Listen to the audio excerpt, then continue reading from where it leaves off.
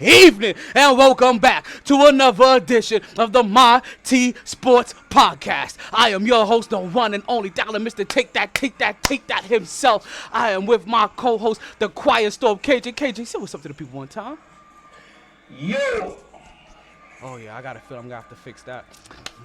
Oh man, it's another beautiful day down here in South Florida. And when I say beautiful, I mean ever so beautiful. What is it? It's like another 77 degrees down here. It is April 22nd. I'm sorry, let me say this correctly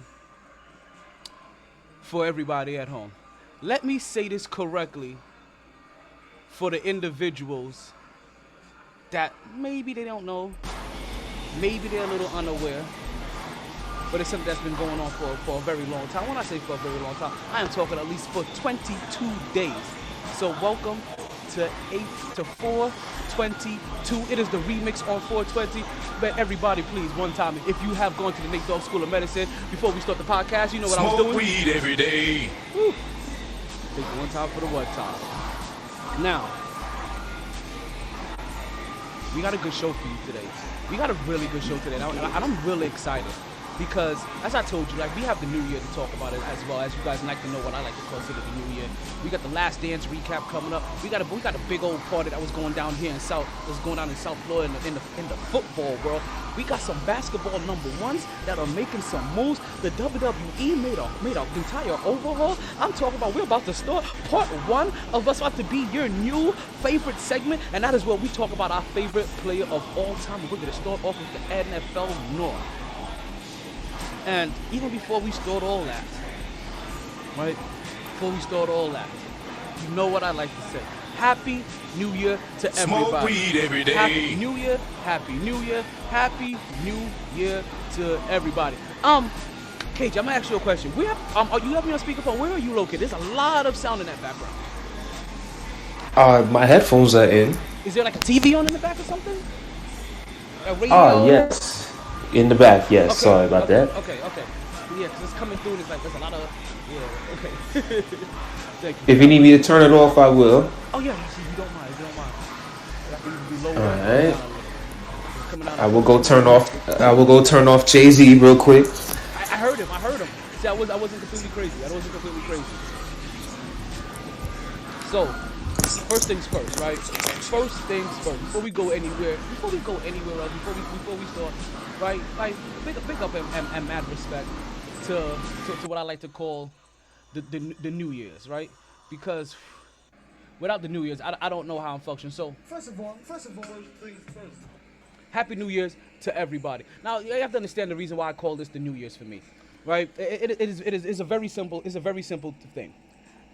I do not believe that New Year's should be celebrated in the dead of winter. I do not believe that New Year's should be happening on January 1st. Like, I'm sorry. I'm denouncing all old Western philosophy, and I'm denouncing when New Year's was. And I want it on April 20th.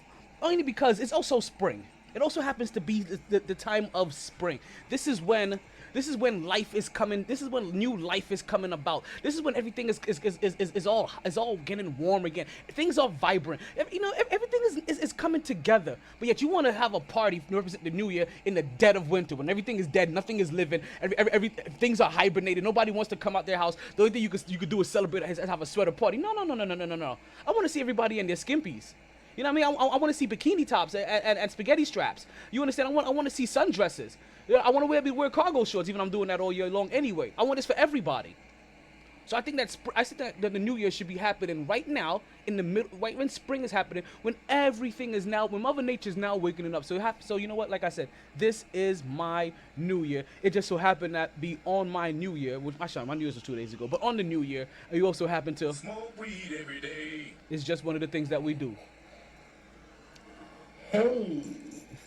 I was wondering where that drop was when you mentioned the Nate Dogg School of whatever. Oh, that's big facts. Like, we definitely had to make sure that was gonna. I was waiting. I was like, I know he's gonna drop it somewhere. I'm like, I'd be highly disappointed if you don't fucking drop it. Oh yeah, we definitely was gonna make sure that came through. Now, let's get to a very quick serious note. We're gonna pass over this as quickly as possible because we don't want to spend too much time speaking of what's going on because we're all trying to get a getaway from what's going on. But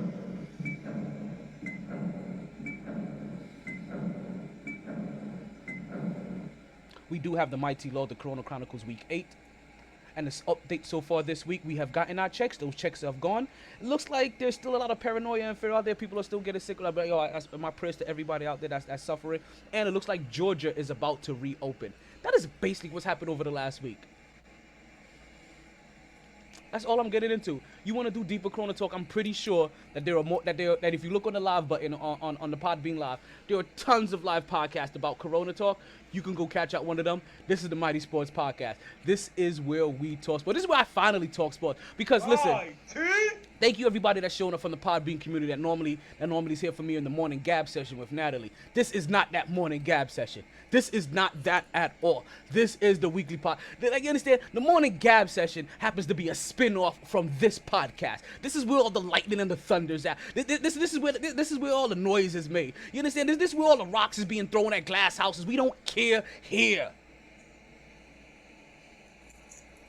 So, the true first thing I want to talk about. First of all, things first. Tell me you saw The Last Dance, dog. Tell me you was watching The Last Dance, dog. Epic! I don't know if you've ever seen this clip. There's a clip on Instagram of, funny niggas out here doing their thing, whatever went viral. The fat boy nigga from Jersey, when he walks up in Subway, talking about, hey yo, give me 2 more, son. Give me 2 more. That shit too good. Give me 2 more. Yeah, that's what I was like after watching that shit. I'm like, yo, I need 2 more, son. Give me 2 more. You wanted 2 more episodes? Like, you wasn't satisfied? Like, you trying to binge on all 10 on one night? I needed 2 more episodes, B. Those shits were too hot. I can't. To be waiting till next Sunday is fucking killing me. So as you guys see right here, we about to get into some of this Last Dance. So the very first thing that I realized, right? The very first thing I realized, and I couldn't get it in time. And you know I was trying. When you called me, this is one of the things I was working on. And I couldn't get it in time. But, yo, your boy Kraus, yo, you's a bitch. Like Boondocks, you's a bitch. Like, that nigga gets no respect around here. Bae, good, yo, and I don't want to say this, you listen, we're only speaking in the sports realm, so don't take this out of don't take this out of pocket, right? But, yo, it's a good thing he ain't around to defend himself because, yo, he would have caught mad heat today.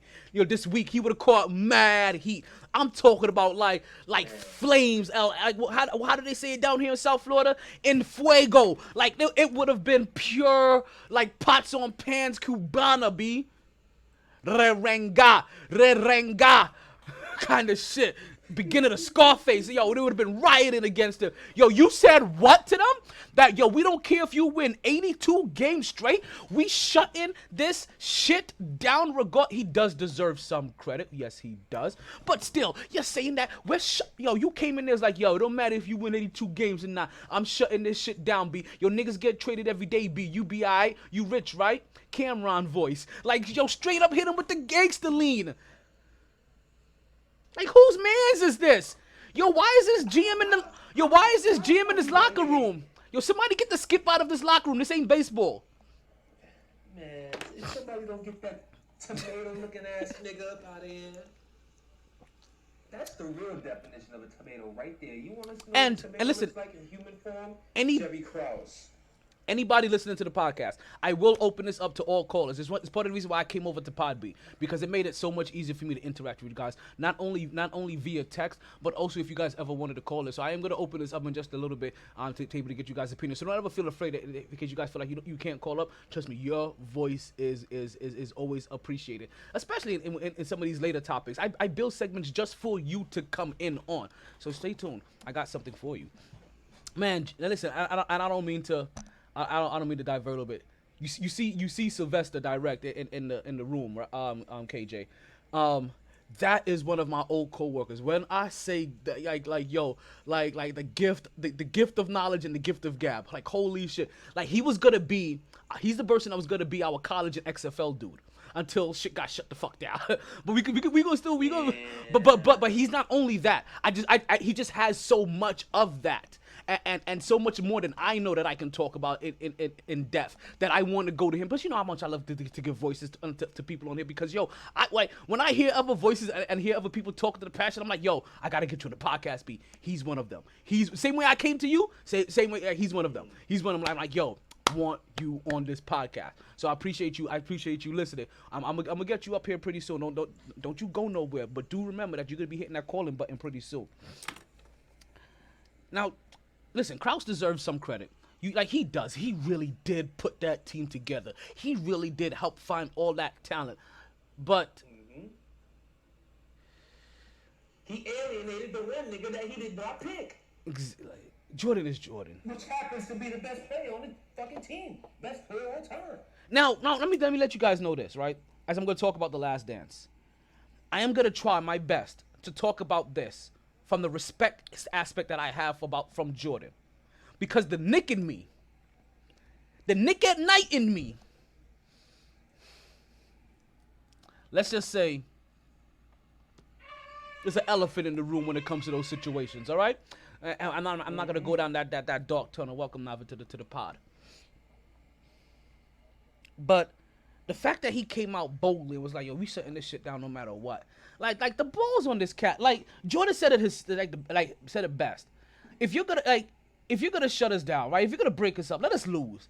Like let somebody now granted, him not losing added to his legacy. Like so you understand, this dude Krause made like as much as I'm shitting on him, like you're right, he deserves credit. He helped put the pieces around Jordan that he eventually needed. Because that rookie team that he wasn't doing lines with, that rookie team,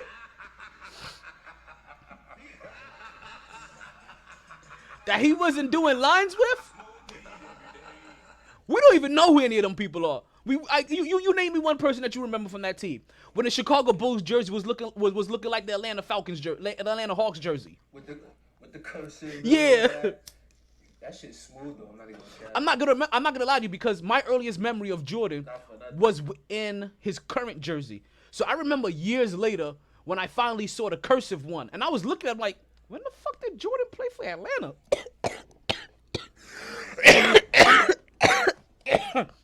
Like I really sorry.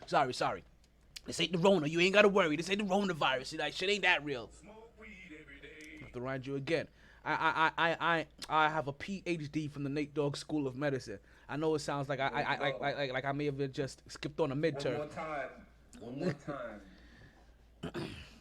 Oh, see, so listen, Heat fans also know how they feel about with Chicago. At least, see, you guys were getting swept, but like I don't know which one hurts more. I don't know which hurts more. All right, and I'm gonna ask you to chime in on this if there's any other Heat fans out there. Which one hurts more, right? Because I guess I have both of you guys here to ask: being swept by the Bulls every year, or taking them to 7 games and losing every year. Definitely taking them to 7 games, because at least you had a shot. You got swept. That means you weren't even worthy of competition. But somehow the team that they're sweeping gave us 7 games every time we played them. Hated the Heat. I think the worst one was when they whooped on the Magic for nothing. They blew those niggas out. Like you wasn't ready. You wasn't ready. My gosh. From the first game in Chicago blew them niggas up by 30-something points. You know what's so bad? Because as much shit that Shaq gives Dwight Howard, right? Granted, Shaq eventually won some chips. Like, they got a lot of similarities in their career. At least when Dwight Howard got swept, he was getting, at least he got swept in the finals. Or did he win one game in that finals? No, he got swept. He got swept like LeBron. He got swept. They got one. Did they? I don't know. Against the Lakers, yeah. But we know. Let's not go back down now. Let's not talk about Dwight Howard because Shaq may start talking shit. Come on and start chiming and talking shit for no reason, not realizing what's going on. Now, there was a lot of things that they talked about on the last Dance. Now, one thing that I wanted to address, right? One thing I really, really wanted to address, 'cause I saw a lot of people. I mean, a lot of people giving them some props for this. And listen, I get it. I just think they're just casting it wrong. Listen, whoever did that editing for this fucking movie, right? This shit. Oh my God, kudos to him. And that's what people, the editor of this, the cinematographer, like yo, the goddamn, the guy that does the score for this. Like, oh, holy shit. But like, yo, I'm talking, like, people are talking about like the music that they pick, and the fact, what you're trying to say is that, yo, the way that he had those jump cuts lined up with those beats was flawless. That's what you guys were trying to, that's what I've been hearing everybody trying to see. What's going on, Daddy boy? I don't even know who the fuck that is, but he has a lot of Y's in his name, so I had to say it with a little bit of enthusiasm. I'm sorry, the way you did that just forced that out of me. Pause. Right? So...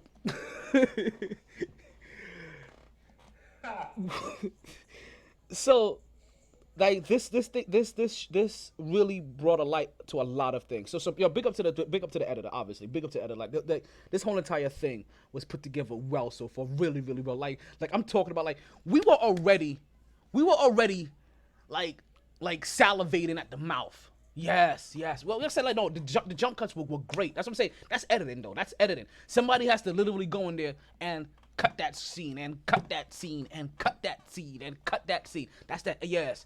So, whoever did that editing job, masterful. They should win a fucking award for that shit. This is no lie. But outside of that, they went over a lot of things in this final dance. Right? Is it called the final? Yeah, the last dance. Sorry, final dance. I'm over here remixing the fucking name and shit, right? And one of the things that I guess we all knew this, right? And I don't want to say and I think we all knew this. But Jordan's bullheadedness to win, like it is over. Like, it is in your face in this one. Like, holy shit. Who is this? Oh shit, XF Martial Arts. So big up to my boy Vince. Finally. Yo, hold on 1 second. Let me give him some love. Like, you know what, Vinny? You know, I'm gonna do something for you, right? Because you never got the opportunity to listen to this. Right? You never got the opportunity to listen to this when you still had the studio. So I'm gonna have to remake this eventually, so that we can get this in touch for your current business. But at some point in time, please drop some information on how people can book sessions with you to get some private lessons on what you do, because I will be bigging you up a little bit later on in the show. This is another reason why I've been asking you to come on this podcast, not just to talk with me, but also so I can drive some people to you as well. XF Martial Arts, check him out. He is fucking dope as fuck, right? My hands are nice. I'm talking about nice with the hands, like real nice with the hands, like Goodell with the hands. You know what I mean? like the last style breaker with the hands, like nice with the hands. You know what I mean? So if like Jordan's bullheadedness came out, like it was overabundant, like it overflowed here. Like he just wanted to win at every cost, and I'm glad that that's coming out, because it makes people see from the very beginning of the one thing that I think everybody kept on saying separate Jordan and LeBron, and that's the last time I'm going to mention LeBron. Thank you. But what did you think about when you like what was standing out in this film for you? Like what did you enjoy the most to find out? I enjoyed to find out the difference with the contracts. My goodness. Oh my God, Pippen's contract. Man. Oh, so you want to talk? So let's talk about Pippen and Vinny. Let me also let you know too, because you didn't hear me earlier. One of the reasons why I chose this platform, Podbean, is that not only does it make it very easy for you to text in your any comments and me to interact with you that way, but it also makes it very easy for you to call in as well. So if you see this little call button, when I open up the lines, you could call in whenever. Listen, trust me, I want to hear you guys' voice. Hop on the podcast. But Pippen, go ahead. Let you go. Open up the floor on Pippen. I feel him in terms of because he explained exactly why he ended up signing that contract that he did at the time. Talking about 7 years, $18 million total. I get it. He said he had people take care of, whatnot, but to not give any pushback, I thought that's a problem. I thought you're selling yourself short. especially for at the time. I feel like he was coming into his own, but at the same time, I don't care what kind of money you throw at me. I don't know if I could sign somewhere for 7 years. 7 years, when I see these baseball contracts, 10 years, even Stanton with his 13 years, I can't sign somewhere for that long because I don't know how the market's gonna change by what, year 5, year 6. Because, and then you got this nigga Jordan, and this kind of bothered me a little bit. Like, yeah, he's kind of support his teammate, you know, in terms of saying you can't talk about Michael Jordan without mentioning Scottie Pippen, and then he's gonna turn around and say glad he Scottie's said selfish. But like, we don't want to. I mean, in terms for myself, I don't want to hear from you when this dude is making $1.2 million and you're making $35 million for that same season. I don't want. It's kind of weird to hear your mouth on this subject unless you're trying to support your man's getting paid, not talking about him being selfish and this, that, and the third. I'm glad you said that, right? Because it's something very specific that you said in there, and I already see some blips in the room, right? In regards to when you said it, and it was, you can't see yourself doing what baseball is doing, right? Where they have 10-year contracts. Hockey has the same way too, but what happened back then, right? You have to understand, he wasn't the only person that took a 7-year contract. Kevin Garnett used to have a 7. Sure. Kevin Garnett at one point in time had a 7-year contract. If I'm not mistaken, contract to the Lakers. Exactly. So, what ended up happening around that time, right? Around that time, is that contracts started getting partially guaranteed, or people started getting guaranteed contracts. It wasn't happening quite yet until around that time. People started getting guaranteed contracts, right? So, also what happened is that people weren't. We have meta knowledge now to keep thinking like, you know what? Fuck the guarantee. If I really think that I'm this good, let me bet on myself and keep resetting the market and keep getting a piece of that new money. Players thought a little bit differently back then. They didn't have the knowledge now. The reason why every player can think like this now is because they've had to learn from everybody back then. Case in point, one of the greatest players to ever live, Scottie Pippen. Because listen, these guaranteed contracts work in a lot of people's favors and also works in a lot of some people's detriments. It works in team favors and works in team detriments as well. Scottie Pippen happened to fall to the side of that where he saw an 18-year deal for 7 years and he's like, yo, this is big money at the time. Jordan was lucky. You remember towards that end, they kept on wanting Jordan to sign long-term deals. Jordan was one of those first players to be like, no, I'm not signing a long-term deal. 1 2-year contracts, 30 mil. 1 2-year contracts, 35 mil. 1 2-year contract, 40. You understand? Like, he was one of those first guys to do that. What LeBron is doing now, he's one of those first guys to start doing that. But he also did it towards like after he was already paid well. He's well off. He can take some of these risks. Scottie Pippen didn't know that back then. Scottie Pippen was a dude that came from dirt. He's from Little Rock, Arkansas, wherever the fuck he's from. Arkansas, one of these Kansases. You know what I mean? Like, go ahead. I'm just saying.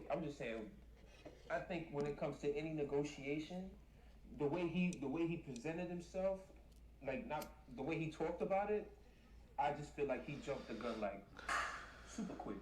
Like didn't even hesitate, didn't even think about it, didn't even attempt to push to get more. If had he said on that's what he pushed for, that's what he had to jab at these niggas, like fight for it and whatnot, then it's like, for one, the first thing you're saying is, damn. You're still saying, damn, contracts was mad whack back in the day. Well, they were new. They weren't whack. They were new. Right, they were new. Because obviously we're comparing them to now, where people are becoming $250 million off of one contract. Right, of course. Well, what I'm getting at is the fact that he even said that he didn't even really try to negotiate, really try to fight, and that's like. That's where you that's where you messed up, kind of. Well, and granted, like I said once again, like he's young, he's not realizing different things. Now, I did hear something very interesting, right? And I'm gonna tell you where I heard this at, and because I would definitely want you guys to check it out. There's a podcast out there, all right, and it's called The Unstop Bull, Bull, Unstoppable podcast. And it is going to be a weekly recap of the Bulls run. It's a whole entire podcast of it. We're just doing a quick segment, right? They doing a whole entire thing, and this is actually where I heard this at. To be and when I heard this, I was like, "Yo, this is facts. Like, this is facts. So I also dropped the link. I also dropped the information. Unstoppable podcast. They may not be on Podbean as of yet, and I'm gonna talk to them to make sure to try to make sure they get over to this platform as well, so they can get a little bit of exposure. But I think you could definitely catch them on Spotify and on Google Podcasts. And I think if I heard them correctly, they're waiting for iTunes to finish up their verification, which they may have to wait for, because iTunes usually wait for you to have content before they like to accept you. So, but listen to the Unstoppable podcast, and I heard them mention here that if Pippen waited too long to honestly renegotiate, he waited until he didn't have real leverage to even renegotiate. All the injuries coming in. The injuries, you're at the end. They already plan on breaking this shit up already. You know what I mean? Like all of that time. What he when this time to renegotiate was the year Jordan came back. Because at that time he was balling out. No, not when Jordan came back. When Jordan left. I'm not talking about when he came. I'm talking about like that year, the year that he came back, in the middle of the year. Like had he tried to say something beginning of that time, especially based off the season that he just had. That was the time he could really do something. Yeah, that year that he had a playoff run by himself, the year that Jordan left was was his best year to go ahead and renegotiate. Because he should have been like, listen, Jordan's no longer here. I'm obviously underpaid. I'm going to be taking on this mantle. Tony Kukoc, yes, the year Jordan left for baseball. Tony Kukoc isn't going to be your leader. You understand this guy's like nobody's going to listen to Kukoc. You know what I mean? Granted, he's a great European player at the time. You know what I mean? But nobody's listening to him as the leader of the team. Like Scottie Pippen was like during that whole entire run, like the only thing that Jordan led the Chicago Bulls in was scoring. Scottie Pippen led the Bulls in everything else. Rebounds, blocks, assists, you name it. But obviously Jordan's getting the touches, so he's doing his job. But Pippen is still just playing a second man role. Is still damn near averaging 20. So he should have. That's probably the time that he really should have went ahead and renegotiated. Was the year that Jordan left. Because that probably would have been the time that he had the most leverage. Right. Literally, as soon as they lost to the Knicks, right? That's who we lost. That's who we lost to. Yeah, they lost to the Knicks in that Game 7. That summer, I'm coming in there like, hey, let's talk. So I'm gonna open up these lines in a second. I want to hear what you guys have thought about the Last Dance so far. But before I do that, I'm going to play a quick commercial that Vince should have heard probably years ago when he still had the fucking business. Come on down to XF Martial Arts, where you'll be able to take part in learning all the disciplines you need to be an extreme freestyle martial arts machine. Whether it's taekwondo, karate, yoga, summer, spring, or fall, XF Martial Arts has it all. For more information, class times, and dates, don't wait. Go to xfmartialarts.com and reserve your spot today. That's XF Martial Arts, located at 2875 South Congress Avenue, Suite D, Delray Beach, Florida 33445. Or call 561-276-1774 and ask to speak with Sensei Cohen to reserve your free trial week. Just tell him MyT Sports sent you. XF Martial Arts, where fun and discipline are one. Oh, you do? Oh, I didn't know that, Sandra. We're gonna have to change that up a little bit because obviously that's not the same location anymore, and you've changed up how you do your practice. But just let me know what we need to tweak in there, and we can make some adjustments, and we can get a commercial back on here for you. That is nothing. That is nothing. B. It's nothing. It's nothing. It's nothing. It's nothing. It's nothing. But again. So I'm gonna Nothing, kid. Say the word. Niggas got you, son. So I'm gonna open up the phone lines if you guys want to call up and tell me how you guys felt about the last dance show so far. If I don't see anybody call in soon, then I am just gonna move on because we got more NBA news to talk about. The Last Dance isn't the only thing to talk about, even though I'm excited for next week, right? So call up if you want. Call in. No. Ooh, next week.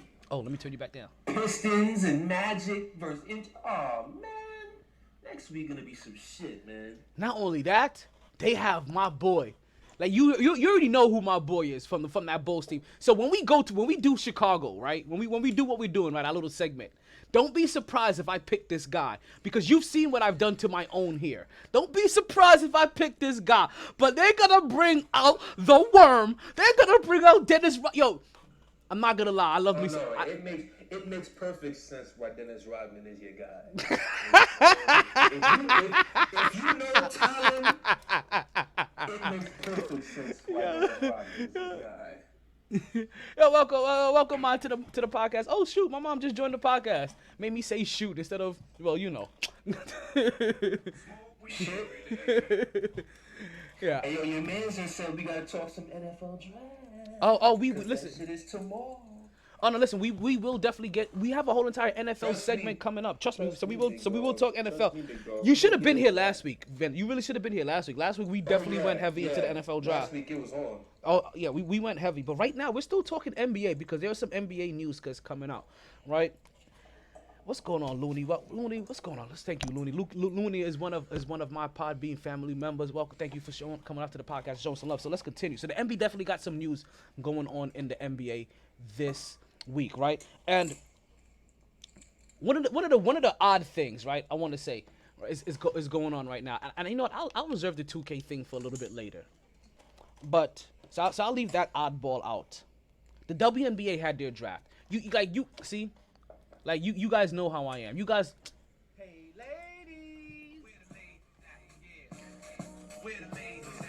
Yeah. Where the ladies at? Where the ladies at? Sometimes you gotta fool. Sometimes you gotta send a woman to a man's job, you know what I mean? In this case, my girl hit like a grown motherfucking man. That nigga's been laid low. Catch you wearing a hurt, you know what I mean? Blow your balls off, nigga. Oh man. Sorry ladies. I'm sorry. I got excited. Well, let me ladies do that to me. I got excited. Yo, KJ. I We learned. officially have the most interesting draw of the New York City, B. We got it.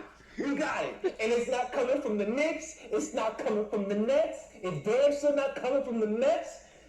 Sorry, but it's not coming from the Jets. It's not coming from the Giants. It's not coming from the Bills. And to be real, it's not about the Yankees because us New Yorkers, we don't care about Yankees baseball until late Championship. September. It If ain't they ain't win the World Series, we don't give a fuck. This ain't about the But then you got Rangers. some- This ain't about you the got some island. Yankee fans like me. You got some Yankee fans like me that actually do follow the season, so whatever. But it's all about the New York Liberty right now. Like I said, it ain't about the We got Rangers. Sabrina, B. It ain't about the Islanders. It ain't about the Red Nah, Bulls. fuck It ain't about Islanders. none of It them. ain't about the Rangers. Yo, hit them where it hurts. Cut their balls off. It is about the New York Liberty, who had the #1 Factory. pick of the NBA draft, and they did something that most New York teams cannot say that they do in a draft. And what I'm saying is that they did not fuck it up, because I can't remember the last time a New York team has been able to say they have not met. Oh my, go ahead, please. I'm too excited for this. Get the air horn. Oh, Get the air horn, B. oh, it's ready. Get the air It's horn. ready. You should get it all.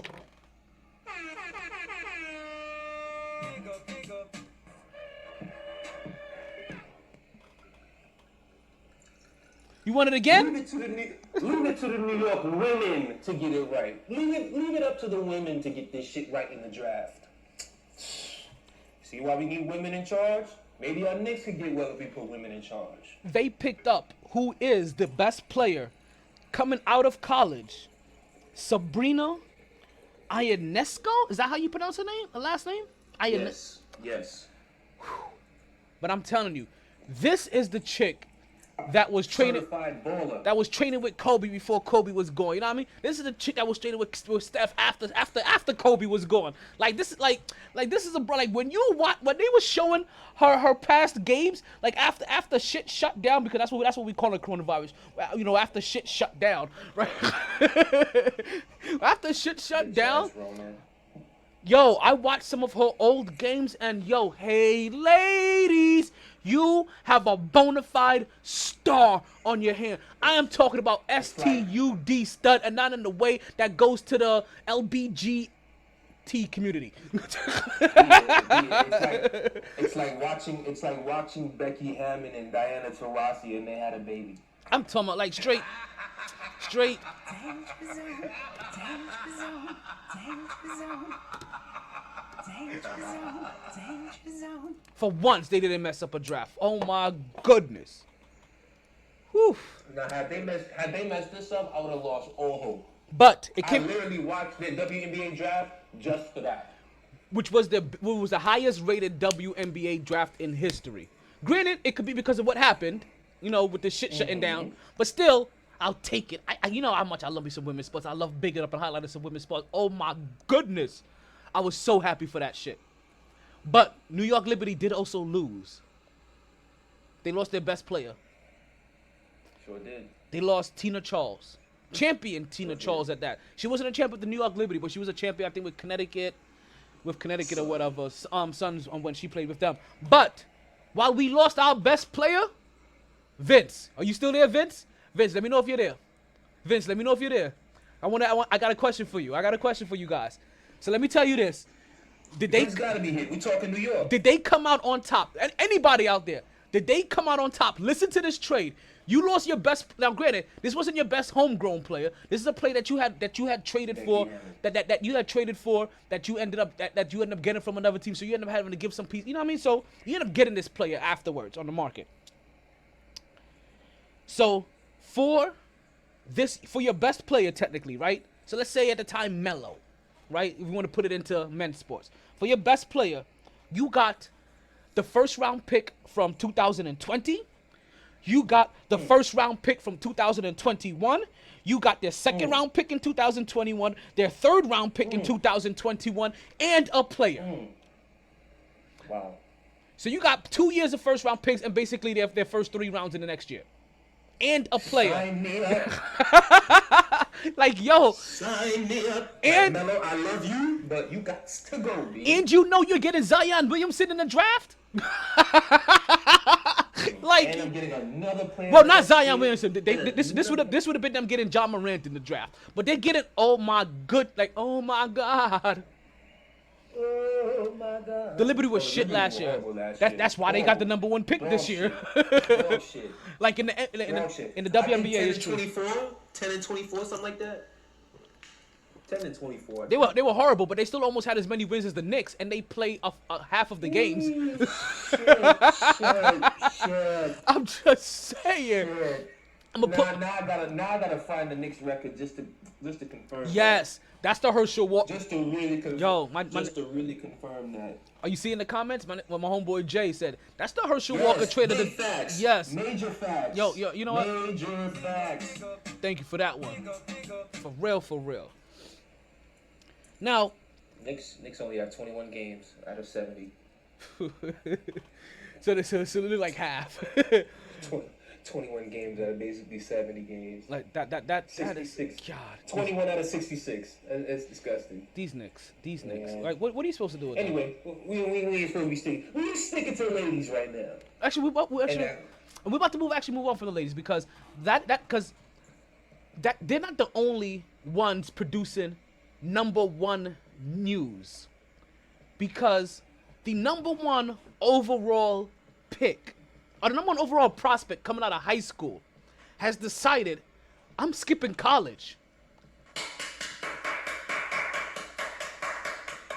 Applaud that man. Oh my God! Wait. Actually, you know, I think we do have a general round of applause. Yes. He's skipping college, and he's not going overseas. No. Which you know we don't normally do round of applause over here for not going overseas. What he's doing is something that we actually talked about this year on the podcast. Yes, we did. We called this shit that the NBA needed to start doing this, and they didn't pay us. And that is, he's going into the G League. And oh my goodness, I couldn't be happier. Day and night, the lonely soldier seems to free his mind at night. And I'm telling you, I said this on a podcast on a Wednesday night a long time ago. Right? Straight up. Are we just finished with the No, not the WNBA. Wait, did they just get a new CBA? The WNBA did just get a new CBA as well this year. They did get a new CBA as well this year. It's still dirty, but it's progress. It's progress, and that's that's ultimately what we want to see here for progress, right? But he's not going into overseas. He's going into the G League. And before I tell you who he is, let me tell you about how I feel about this wholeheartedly. I was really happy when the NBA first removed the stipulation that you needed to be 18 or do a year of college, I should say, to qualify into the NBA, qualify to make it to the NBA. What I thought they should have done was something similar to, and they're doing. And listen, what they're doing is still working. I thought maybe an extra step was possibly making a round of the playoffs just for these guys that want to be kind of one and done and bring them into the G League, and then if they qualify and they ball, then put them into the regular draft next year and see if they could, But different things are happening. But he still found a way, right? And one of the ways that, like I said, that I do enjoy is that, listen, if you do have the talent, why not go to the G League if you have that talent? Exactly. Because if you have that talent, go to the G League and ball the fuck out. And then you know what you do? Cutting those niggas a check for $500K. And then you know what you do next year? Because I don't know if that takes away his eligibility, right, for next year. But you're not going to be drafted. But you know what happens now? Now every team has to bid on you next year. So now you're 19 and teams are doing a bidding war because you just balled out in goddamn G League for 1 year. I still think so too. So so if they do one and dones, right? To be honest with you, the way I feel about this. What's going on, MyT, Roy? I wonder. Well, one thing I feel about this is that I hope that this is like a 1 year deal for them. Right, and they still get to, and next year they still get to go to the draft. So they get. That's what this basically is. This Good. is basically just their escape for that 1 year loophole, so that because the NCAA they're not giving you shit, but then they want to profit off of you. Nah, fuck y'all niggas. I'm going to the G League. I'm gonna ball out. I'm gonna cash in on this $500K, and then I'm gonna come back, go through the draft process, be presumably a lottery pick once again, and then boom, I'm off to the league making millions. And one of the good things about this too, right, is that you're still giving people a choice. You're still giving them a big choice, and that's great because you know what? Some players are going to want to go to college. Trust me, there are going to be tons of players that are going to want to go to college. And now when it comes time for that road, they have a real choice. Would you like to go overseas? Would you like to go to the NBA G League? Both are money pits, right? Or money, or places to make money, or would you like to go to college? And some players will want to go to college. Here's the thing. With the way this is set up, it makes it easier than it was, if you were doing overseas. With them being in the G League, niggas technically could still go to school. Mm-hmm. While they're doing that 1 year. They're not playing for the school, but niggas can still go over there and take classes. Yep. There you go, right there. Whether it be online or actually, say you're on a G League team and it's over in LA. Boom, you choose one of the schools over in LA, work on your degree right there. NCAA have no idea how much this is gonna fuck them. But you know what also the other thing I like? I mean, listen, I think this is gonna bring a bigger buzz to like this is gonna bring so much. They're gonna have to start coming off them checks real soon, NCAA. Like, you know how much buzz this is gonna bring to the high school game now? Oh. And not for nothing. I think it helps everybody. It helps the G League. It helps NCAA because you're gonna want to see. Because put it this way, if these guys still have to go through the draft, think about this. You're gonna want to see what the top prospect coming out of college looks like. The guy that didn't decide to go to the G League. You're gonna want to see what the top prospect out of the G League looks like. You know what I mean? You're gonna want to see which one gets drafted higher. You're gonna want to see who does better the year after. It's like. It adds a different layer of intrigue now. So I don't think it takes away from the college game. I think it adds another layer to why you would want to watch. Because now I want to watch more than ever. But also in the same breath, I want to watch the G League more than ever. Yes, definitely. And if a bunch of them continue to go overseas too, then shout out to Stephon Marbury because he's from Brooklyn. I want to watch more overseas games more than ever. You know I had to get Brooklyn in here somewhere. Listen, Of course. they probably they won't. They're gonna have to, because the NCAA is gonna retool themselves, and they're gonna find a Oh, pay. yeah, they have to. They They have no choice, because if these top recruits really start, be like, you know what, fuck Duke, I'm not going to Duke. I'm gonna go to G League, get this bag. Fuck Kansas, I'm not going to Kansas. Fuck Kentucky, fuck y'all. Michigan State, all y'all top niggas. I'm not going to y'all. I'm going to the G League to get this bread. Once that pattern starts going and then their product diminishes, because boom, now we don't have these top people going against each other during the season. And then when it comes, what's really slept on with college basketball that does not get enough talk? That the tournament before the tournament, the conference tournament, that right there, sometimes depending on what conference it is, tends to be more lively than the NCAA tournament. Virginia. The cash out from that alone, especially when the ACC went to Barclays a couple years ago, and I'm watching all those people in the stands coming through for this squad, I'm like, man, I know Brooklyn is eating off this shit right now. The NCAA is gonna restructure themselves. So you're right. Like, I don't know if they're not gonna exist, but if they do exist, they're gonna look very different, real quick, because they're gonna have to restructure themselves. Exactly, which is great. They don't. But like I said, we're still gonna want to see how these prospects go. But like I said, the G League are gonna listen. This guy has started a movement right here, and I'm sorry I haven't mentioned his name yet. You're wondering. Oh shoot, we have a caller coming in. So I haven't quite opened the lines yet, but caller, listen, anytime you want to listen, we'll open up now if you want. What's going on? Let's see what we have here. T Roy, what's going on? T Roy, you with me? Alrighty. I appreciate you. You may have some issues.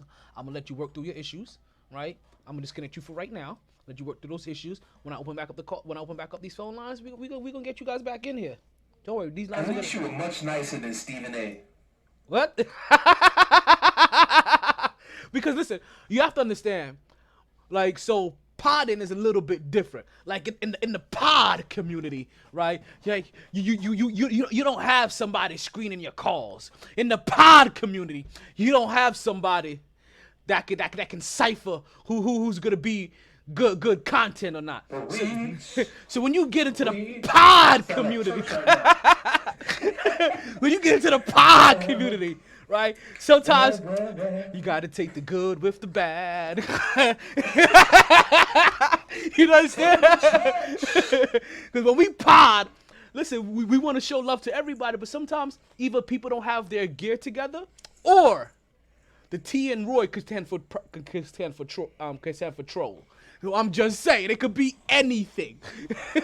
But we're always open to them all. That's why you understand. Like I'm so laissez, so laissez-faire when it comes to because I did my research a little bit before we came here a little bit. I had to understand some things. You understand? Like I wasn't gonna let somebody throw out that net and throw out that line and me catch it. Next thing I'm over there just like, you know what I'm saying? We ain't gonna reminisce either. Let's continue. Number 1 high school prospect, Jalen Green. NCAA is always going to be there. Not everyone is going to be good enough to skip college. Facts. Like I said, they're going to look differently. What's going to happen is that they're going to end up looking different. And you're still going to want to see, hey, some of these guys, the guys that don't go into, and that's why I said this, this is probably why I said this more than anything else. The guys that don't go into the G League.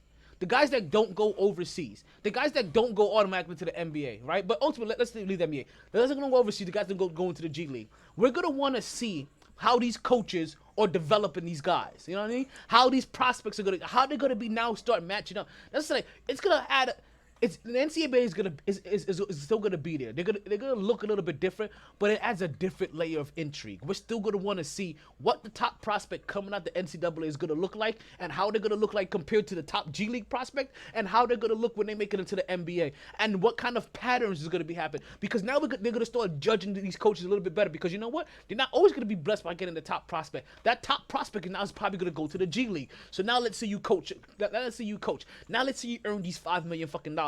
Speaking of, you know what I mean, as the economy and shut the fuck down. Yeah, that's the reason why there's been no NCAA movement. Like this already, I know you guys already heard this. There's been barely no movement. Motherfuckers can't move right now because they can't justify like, yeah, I'm gonna eat this $8 million and pay somebody else $12 million. They can't justify saying that shit right now. Niggas who make want to riot on them.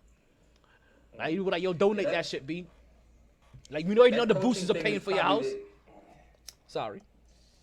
No, I was telling you that coaching is probably the NCAA's only thing that to really save them right now, because obviously some of these coaches at these top programs are proven dudes. Like these schools that I named earlier: Krzyzewski, Calipari, Bill Self, Roy Williams. Who am I missing? Boeheim, niggas like that. Izzo. Yeah. So what we're gonna see, right? These dudes, it's like, oh my God, Tom Izzo wants me to go play for him.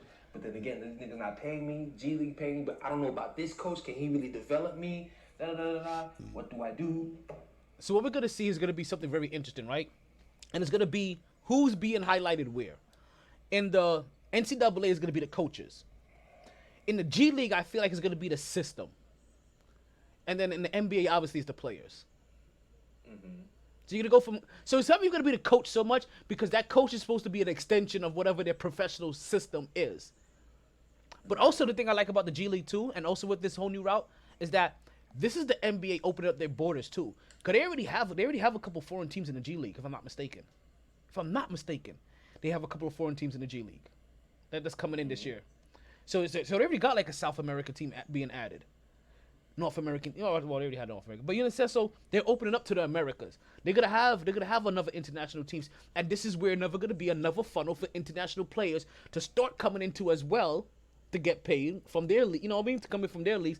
But I'm telling you, I'm enjoying the G League, and why I'm talking about enjoying the G League, right? Just remember the G League is also an investment, and some things that you can also invest in while the economy is low. Don't forget that if you're a Knicks fan, that the Madison Square Garden does have a stock that's out there that is called MSG, and you can invest into that. They pay dividends, and also MGM Grand, like these motherfuckers that are in the Vegas and gambling and all that shit. You know what I mean? Because you know once that shit, they're still gonna boom again. So a couple of things to think into. So let's keep moving on, right? Jalen Green. A couple of things to know about Jalen Green, just so you guys get a good resume of why you may want to follow him. All right, from the NBA World Cup team, he won gold in 2019 and in 2018 in the FIBA teams, in the under 19 and the under 17. In the American, he won golds in the under 16 and in the under 15. So he's been winning in FIBA literally since he was 14 years old. Gold and championships. He's been winning in FIBA. In that European league, that shit is no joke now. No, not at all. Those European players, they know what they're doing. They're still not up to par with us, but they're definitely way more better than what they used to be. They're definitely quality competition, is what I'll say. Now, I don't know if you heard this, right? I don't know what saga I want to consider this. But Draymond and Kevin Durant. Again with these two. Is this the third saga? Dude, these niggas just won't. The problem with these two are the type of dudes that just don't let shit go. Yes, they're both petty as fuck. Yes. Especially if you bring it up and they got the microphone in front of them. It doesn't matter. I promise you, 10 years from now, these two are still gonna be throwing shit about it.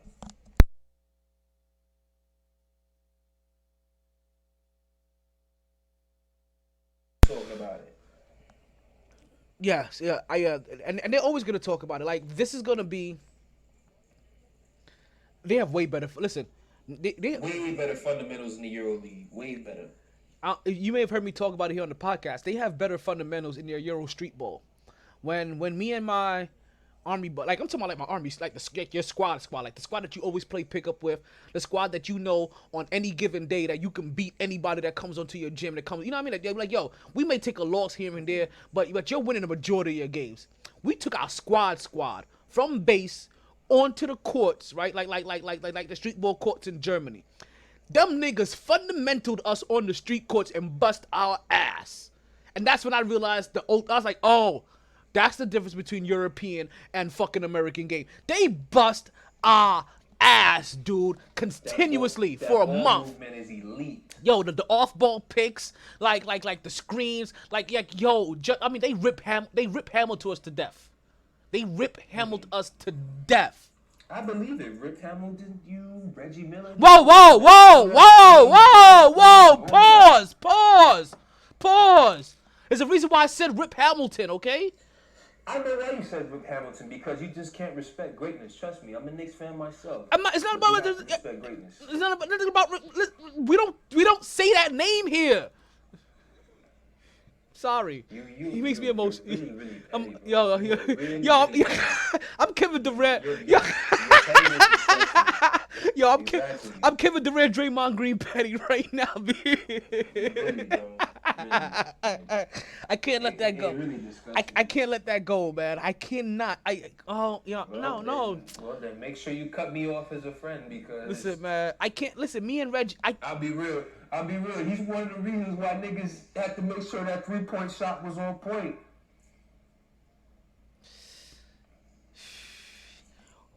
You know what? Take a big blow. You know what? Let's do this. Take a big hit right now. Let's do this. We're gonna take a little mini break. When we come back, right, we're gonna get into a little bit of wrestling talk, and then we're gonna talk into some NFL. And the topic of the evening: who is your favorite players of all time from NFL teams? And we're gonna start off this week. From NFL teams, all of them. Yeah, so we're starting off this week with the AFC and NFC North. All time. Yeah, all time. Alright. We'll be getting into that. But before we do that, we're going to take a little break, and we'll be back again. They didn't join this team to win championships or become famous. They joined because there is important work to be done, and only some able to do it. They are brighter, better educated, led, and equipped than any team in history. They are doctors, lawyers, engineers, technologists, and combat troops, all prepared for whatever comes their way. You'll find them where the lights don't flash, and the only contract they sign is with themselves and their country. One day, they may be asked what they did to make a difference in this world. And they can respond, I became a soldier.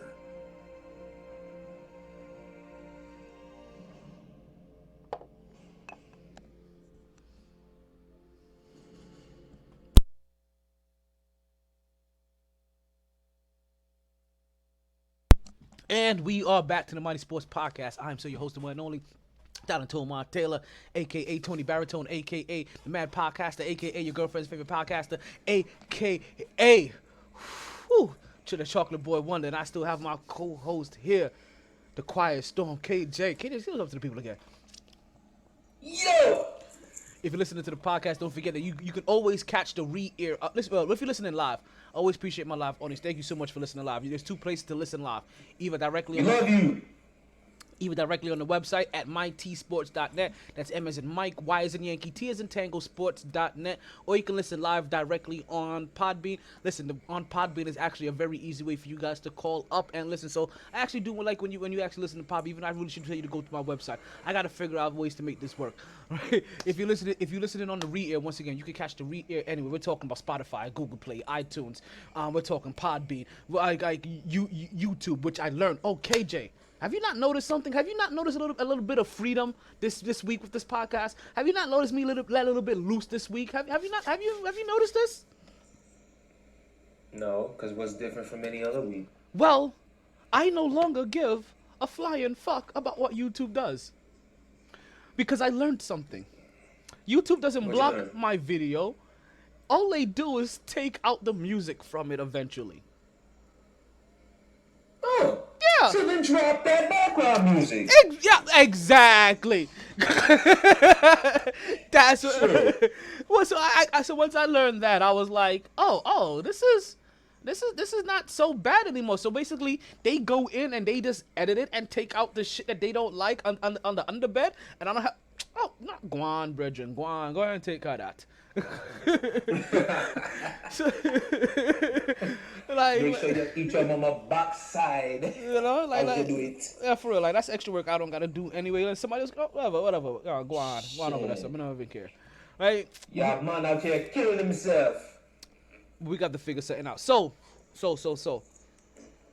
some things happen in the wrestling world, right? And I'm gonna have to pause. And damn, I feel like I have played this for 4 straight weeks now. I feel like, I swear to God, I feel like I've played this for 4 straight weeks. So please, if you don't mind, having a quick moment of silence for the late great voice of WWE, Howard Finkel, who died on April 17th at the age of 69.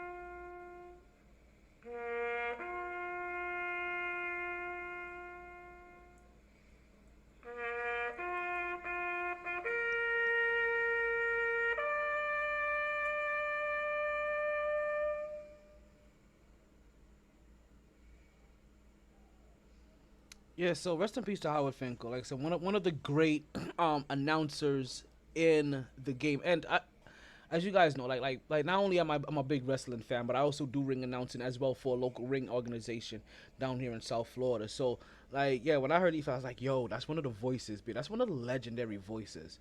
So the WWE basically took 41 losses this week.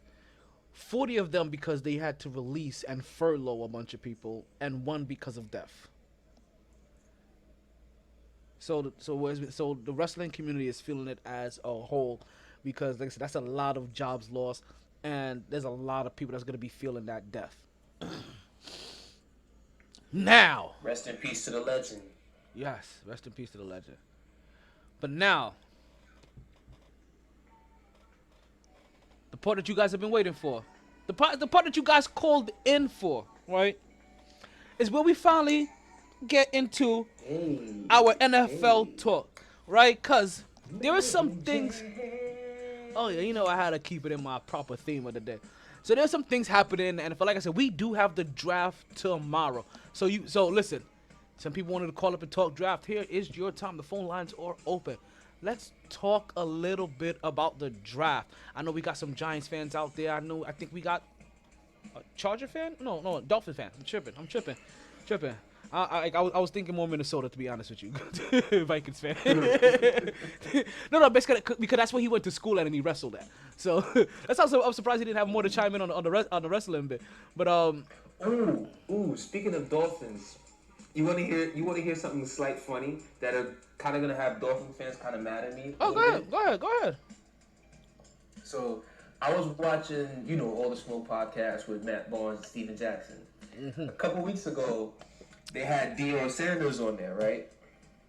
So the year that Deion went to San Francisco, he said on that show he wanted to come to Miami. He was supposed to come to Miami and play with the Dolphins. Oh my goodness. It was basically going to be the same thing as it was San Francisco, because at that time, you know, Miami had a good team. They had Marino. At that time, it would have been him coming off the Achilles injury. Still had the offense and all of that. But, you know, the main thing that they were saying about that team was they got no lick of defense whatsoever. If they get any lick of defense, they might get Dan Marino a fucking championship. Well, you add the best quarterback of all time, and maybe you could fucking get that. So what happened, according to Prime, is he wanted to come to Miami. They talked the money. Miami didn't come with the bag. They didn't come with enough bag. They didn't come with enough money. So, you know, it's not that niggas said no, but niggas, you know how they do with negotiations. It's like, I'll come back. You know, we'll talk again.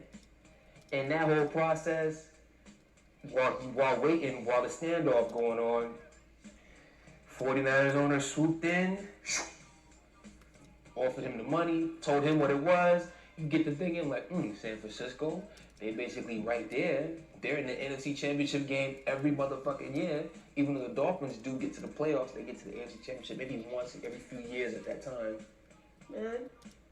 So he said he gave a handshake agreement to 49ers owner. Eventually the Dolphins came back because I guess they got, this was around the time, I think Deion said, they played the Patriots, and Bledsoe had lit their asses up for over like 350 and 4 touchdowns that first game. So they were coming with the bag down. But by that time, it was already too late. Prime had already agreed, and the rest is history. And as you remember, that year, San Francisco won the Super Bowl. To add insult to injury. Big fact. So yeah, Dolphin fans, you got in your own way once again. Now we can that is a shitty. Like, I'm glad he didn't become a Dolphin. Put it that way.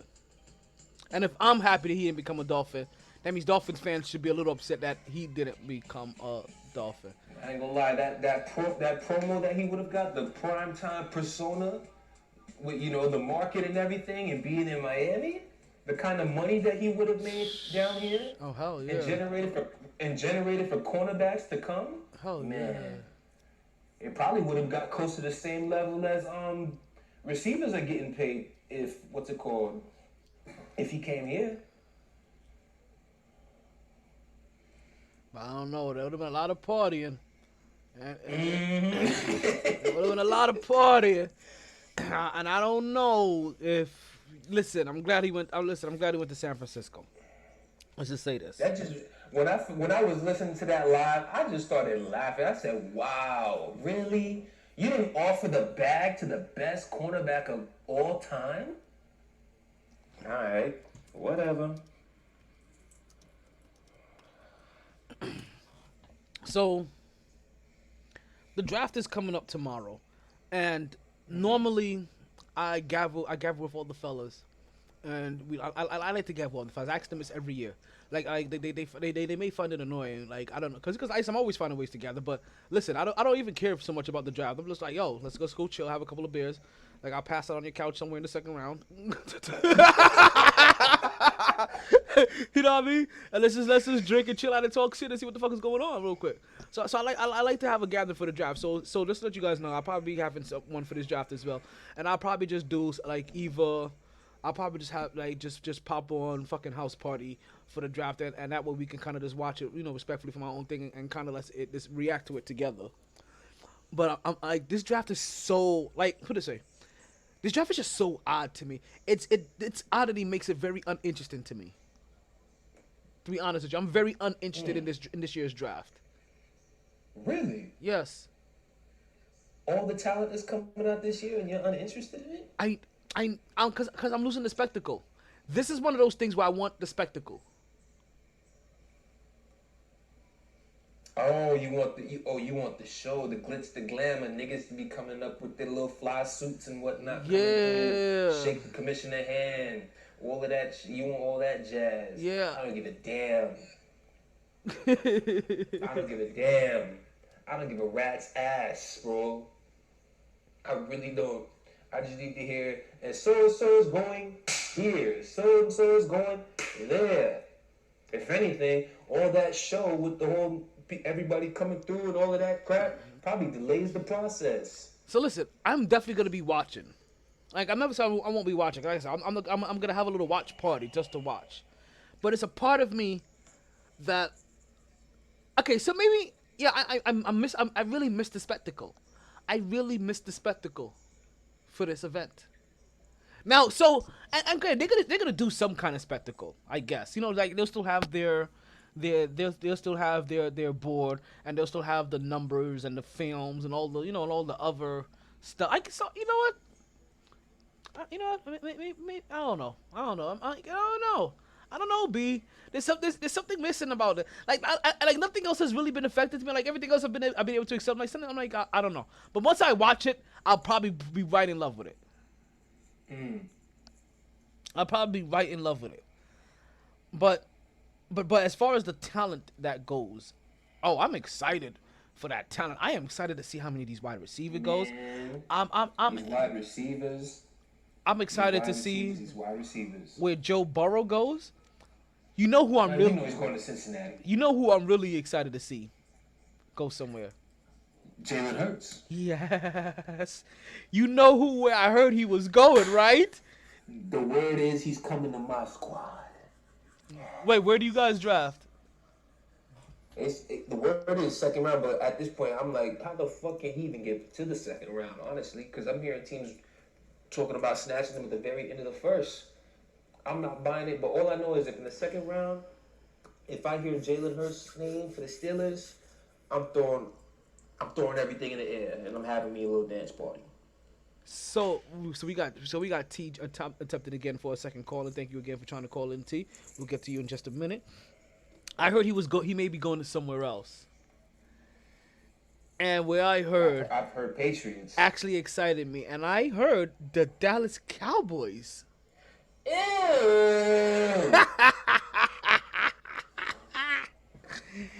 Could you imagine? No. Do you remember? I told you right. Quarterback. That is the T I was thinking about. What's going on? He'll be a better quarterback than Dak Prescott. Listen, Number 14 on the list. Oh God, here we go. You know how I feel about. He did this shit just to troll. What's going on, T? How you doing? You know I gotta throw that in, man. Chillin', JD. You know how I feel KJ. about Jalen Hurts. Because you know I low key feel is that he's probably the best quarterback. Like and like let me rephrase that. I think he's better than Tua. You think he's better than Burrow? Nah. We're talking about smoking Joe Burrow? Nah. We're not better than we ain't talking about No. Not for nothing, because my sister goes to LSU, and I've been out there for a few games. You know what they call that nigga? What's that? Big Dick Joe. Oh, I think you mentioned this, and I'm glad I forgot. And I think I forgot this for a reason. What's going on, Queenie? When my sister told me that, When my sister told me that, I was like, and how the fuck would you know? I was ready to beat the dog shit out of her. Like, I'm still waiting for your pause, B. Like, seriously.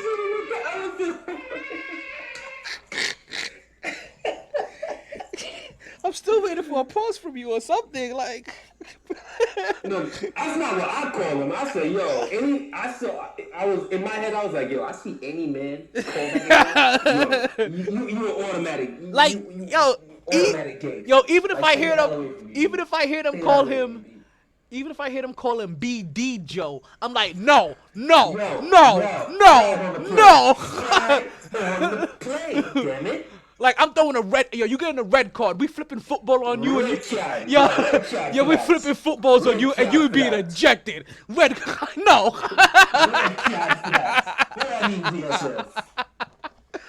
Unsportsmanlike conduct. Oh, man. Injection. So, okay, and before we get to like the real news of the NFL, can somebody please tell me, anybody, like, oh, man, like I don't think like my co-host may feel my pain on this, right?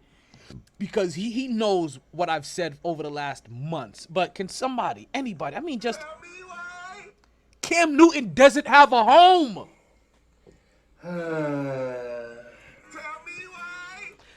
That's crazy. I would have took him over Nick Foles. And I don't like Cam. And I would have took him over Nick Foles. Personally, and this is what Matt Ryan still has a job. When Cam was available for longer than a week, this is what I was saying to my homies. I was like, man, they do that man teams dirty. These teams are gonna wait till after the draft to see what they have, what they get at quarterback, if they need it, and then that's when they're gonna get it. Why that's the case, I don't get it. Wow. I don't understand it. If I'm the Chargers, go get that man. You want to keep Tyrod Taylor? Cam Newton is way more dynamic than Tyrod Taylor. That's for damn sure. Patriots, you really talking about Jarrett Stidham, my nigga? Jarrett Stidham? Really? Well, can I say one thing? Jarrett motherfucking Stidham? There's two places he definitely does not outta belong, here. right? Because he'll never work out. It'll never work out if he goes to these two places. That's New England and Miami. It'll never work out if he goes there. Like he just doesn't. He just won't fit. Look, when it comes to Belichick, I'm not putting nothing past that man. Listen, he can't go. He can't go to those two places. Those are the only two places he could go to anywhere else in the NFL, but he can't go to those two places. I want to root for Cam next year. I can't root for Cam if he's in New England or Miami. You're sick. I'm telling you, my level of pettiness has no bounds. Okay, I'm a Jets fan. Like, and you know what? I even spared you of the Jets drop today. There's a sleeper team that I would not mind seeing Cam Newton play for next year. Cincinnati? No, hell no. They about to get Burrow. Cleveland? Cleveland? No, that's close. They're actually on my list. Mainly because the coach is there, familiarity, and Haskins and blah blah blah. No, get rid of them. So you get Chase Young, pick up Cam, boom, slide it in. They're on my list, but they're not the number one team. Then you know what? Not Minnesota, not Chicago. Okay, you have to tell me. Ding ding ding ding ding ding ding ding ding. Minnesota. Oh. What's going on, Poe? Welcome to Cousins. As much as I dislike Kirk Cousins and I think he's garbage, he's a better passer than Cam. I feel you. Whoa, can I call a timeout? Whoa, can I call a quick timeout? In a playoff game. Timeout. Can I go a quick timeout? Who you trust more? Can I go a quick timeout? Who you trust more? Can I go a quick timeout? Neither one of Whoa, them, whoa, to be whoa, whoa! honest with you. These guys. Can I go a quick timeout? I just want to show some love to one of my ahead. Podbean family members. Poe, welcome to the podcast, not the morning gab session that you're used to. This is actually the podcast where all the magic happens. This is where I shake my money maker. Welcome to Poe. She's always out here showing love. I'm sorry. Continue, guys. I'm sorry. I had to show Poe some love. I Poe's over there in Cali somewhere, so like there's like a 3-hour time difference. With you, this is the culture of the NFL. And I was watching a video with the Young Turks, and they was going back through the history of the NFL and how they try to play black quarterbacks, especially like how they trying to play Jalen Hurts now, asking him if he should switch positions to a wide receiver or running back. Oh wow! It's the culture of this league. They asked him that. That See, shouldn't even be jacked. That shouldn't even be jacked. Like, because to be real, my man Jalen throws the ball much better than Lamar Jackson. To just keep it buck. Yeah, coming out of college, especially because coming out of college, Lamar Jackson was not an accurate passer whatsoever. He still got burnt. He did a lot better this year than what I expect him to, or last year, I should say, than what I expect him to. But still, it's the culture of the NFL. They don't want the face of their franchise to be a young black man. They feel that that's a white man position. And, most of these owners, if you look at them, they're 60, 70, 80 years old, and that's the culture that they come from. That's what they know. Mm-hmm. No, these are big facts. These are. And at this point now, I'm just intrigued to. I have no clue who's even gonna pick up Cam. I really don't. I know, and you know what? No idea. And it sucks because you know we're not psychic. But if you ever do want your readings done, make sure that you go ahead and check out Poetic's podcast. Poetic, please make sure you go drop some information about your podcast and how people can find you in the comments, please. So I segue my asses off, don't I? Listen. The only person that does better segues than me is Greeny. Okay.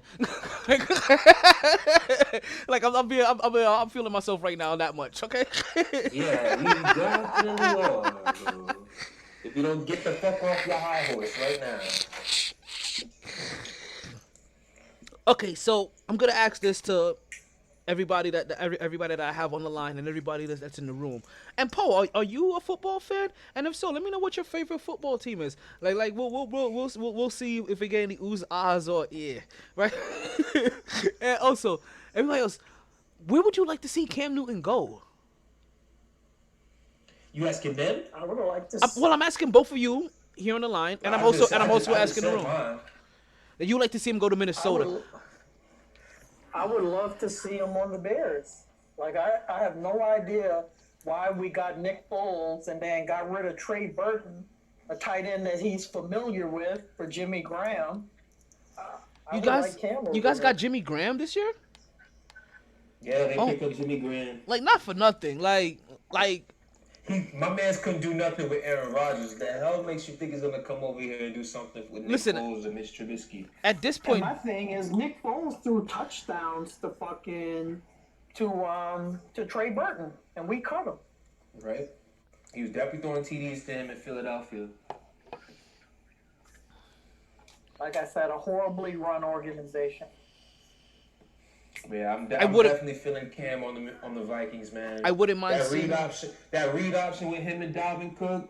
Just that play fake, just those linebackers would be frozen. It would definitely be much better had they kept Stephon Diggs to go with Thielen, but they traded him to Buffalo.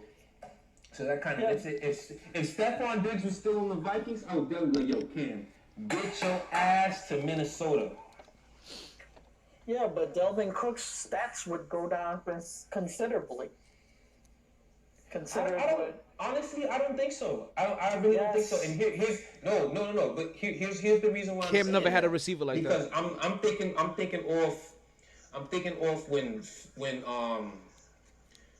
who am I thinking of? When Philly had McCoy with Vic and they were doing a little read option, McCoy was eating off that shit for a little bit. But that's the thing, McCoy, Vic was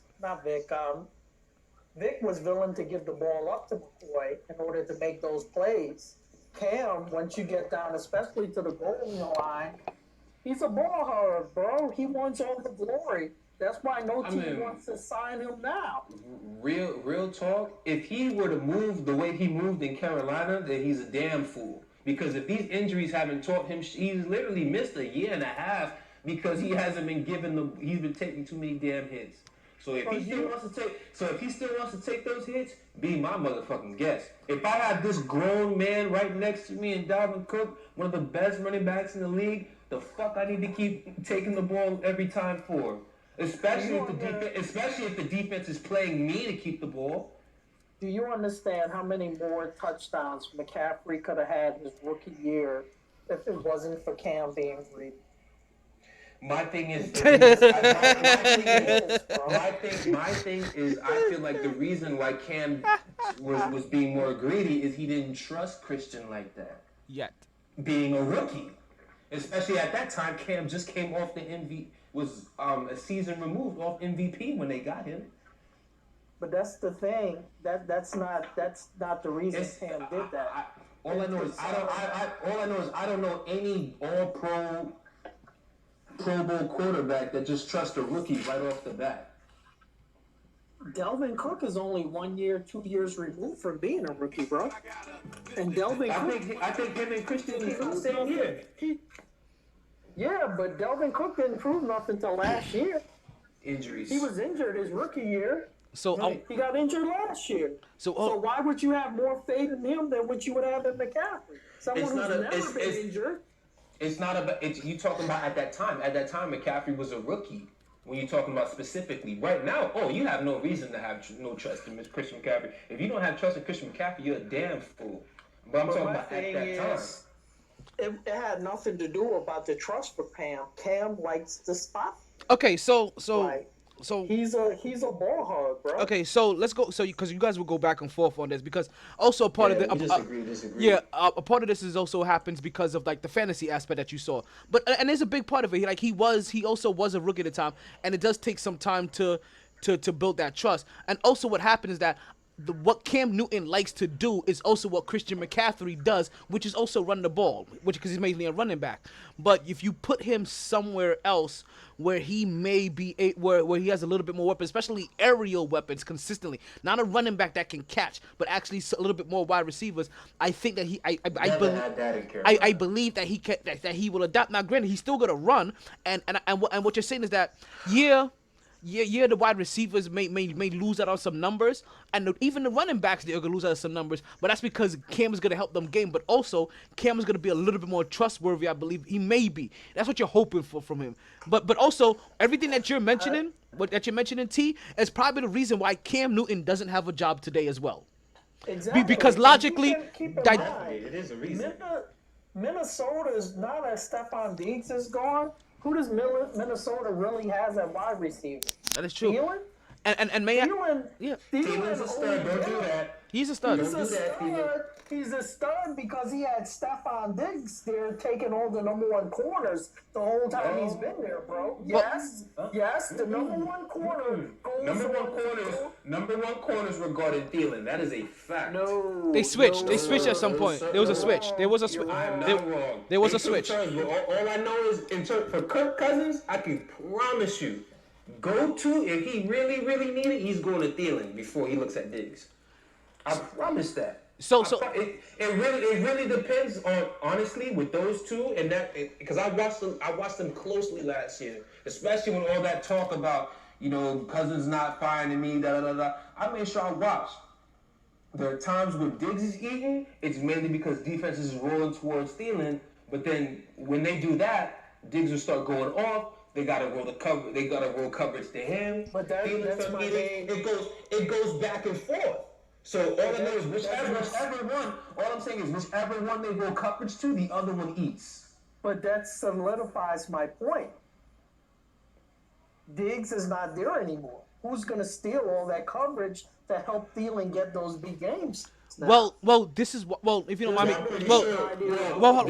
Hold on a second. I don't know about that because going into this draft, you could definitely find somebody to do that. But not only that.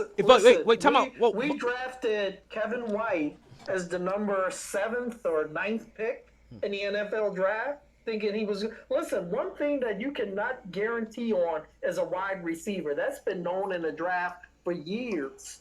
No matter how deep they say this wide receiver draft class is, you're not going to know exactly how deep it is until those players get on the field and perform. Of course, but if there's any year they just let Diggs go, I'm pretty sure they let Diggs go for the simple fact knowing that, hey, we can get something in this draft. Not only that, but hold on. That don't mean they're gonna get it though. I want to answer something that both of you guys But said. it's sure enough to take the risk before cutting the check. So hold on a second. Something that both of you guys actually tailored to. And before I get there, I wanted to say also, I also wanted to give a big up to my morning co-host Natalie for joining the sports podcast. You know what I mean, the whole you already know the whole entire Podbean community knows you now. So welcome. I know you're always listening, but like I said, it's one of the few times you're actually catching us here. Welcome, very welcome. She's my morning co-host. She's the one everybody talks about. You know what I mean, for the morning gab sessions. So. Right, so I just wanted to wanted to come in between you guys for half a second, right? Because there was something that you guys did mention, and you guys may actually be, and you guys are actually both in this actually one thing, and I think you may be missing it, right? Is that you're right? Is that who's gonna help take away number one or all that coverage away from Thielen when Diggs is gone? And you're right, Minnesota also probably got rid of Diggs thinking that they can get somebody in this draft. But you also forget that one thing that you're forgetting that Cam Newton is Cam Newton, and Cam Newton forces you to have to kind of put one extra guy in that box and not always be able to do double coverage because you're always worried about that big brute of a guy Cam Newton just trying to run the ball. So who's gonna help take away that extra coverage? Cam Newton does when he starts to take off. He ends up drawing that safety half the time, and then if he's smart enough, he'll learn how to start getting that ball off before he takes a hit.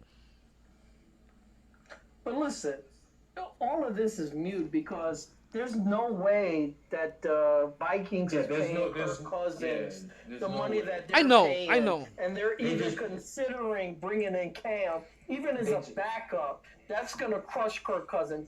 There's no reason to even having this conversation. Well, like I said, they just cut him that extra 2 years. I only threw Cam to Minnesota because that's where I would want. Exactly. That's what I said. It doesn't make sense. It doesn't make sense of him going there. It doesn't make sense of the Vikings signing him. None of that. That's just me as a football fan. I would love to see Cam in Minnesota. KJ, you need to stay out the NFC North, brother. That's what you need to do. Because last week you was pushing this theory about who was you pushing? Somebody to Green Bay or Antonio Brown, I think it was, to Green Bay or Minnesota. I don't remember the player, but you was trying to push some player on us. That no, we're good in the NFC North. Leave the NFC North. You don't want AB there because you don't want him fucking up your Bears. That's what it is. He's like, yo, stay the fuck out my division, B. Fucking up your Bears. That's all it is. He's like, you're in the wrong. It's funny. As soon as you said we don't need those powers, I said, oh yeah. Now I know why you don't want him there. Because you don't want him fucking y'all up.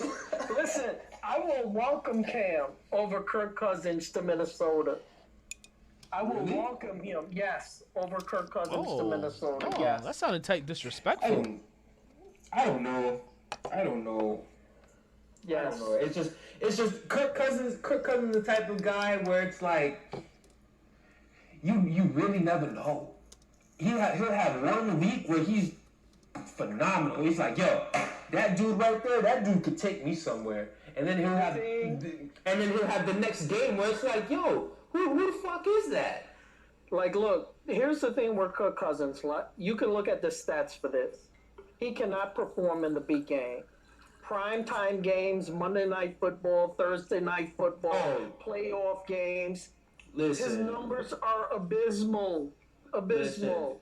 Listen, that game on Monday night against Green Bay before the season ended, when I saw that on the schedule and I saw their record, I said, well, another win for Aaron Rodgers because we already know how that shit goes. I barely watched that game. I was going back and forth with the NBA. I just changed over a little bit. Said, see that score? All right. Came back around fourth quarter. Said, well, this game's over. Back to NBA. I barely watched that game. I already knew what was going to happen when it comes to Kirk Cousins. Big game. That's why that win in New Orleans in the playoffs shocks me more than anything, and it makes Drew Brees, Sean Payton, all of those Saints players look bad. But that's the thing. Drew Brees choked more than what he did during that game. And I can't say Drew Brees choked. It's just I feel like it's just he's getting old. That arm is getting old. Exactly. I don't think he has it anymore, bro. Exactly. I agree with you 100%. Yes, sir. He had that surgery on it. It's just it's time And the thing that makes it even worse is I thought that with him missing those 6 games in the season due to injury, I thought that would have helped. Exactly. I thought that would help him be fresh come playoff time. And it was still the same shit that I was watching against the Rams in the previous year's playoff game. That's what surprised me with the Rams letting Teddy Bridgewater go because Taysom Hill was looking better than Brees. But Teddy Bridgewater went undefeated while Brees was out, and he did it against good competition, bro. Mm-hmm. Brees, I don't think he has it. And they have a lot of talent on that team, man. Shoot, I mean, honestly, I hope I'm wrong because when Brees is on, he's definitely one of my favorite quarterbacks to watch throw that football. When Brees is on, there's very few. I think only Rodgers and Mahomes right now can really just keep it going. Like in terms of Like some of these Monday night or primetime Sunday night games I've seen Drew Brees when he's like on and rolling, it's really like poetry in motion. How that ball just comes up and how much he's a surgeon. The thing about Breeze is he's always overachieved, bro. Like nobody expect him. He was always small, shorter than the average quarterback. He didn't have a big as arm as the average quarterback, and he's always overcome that. And I think his youth helped him. But now he's getting older. That arm, he's already had the surgery on it. It's not there anymore, bro. Right. I don't think he could take a team back there. I definitely don't think he'll last as long as Brady because I don't recall Brady having major surgery on any of his arms or anything like that. But Breeze has had Brady's a big, tall target, and he's a big, tall quarterback in the pocket. Breeze is 5'10", bro. Yeah, Breeze is barely 6 foot at most, barely.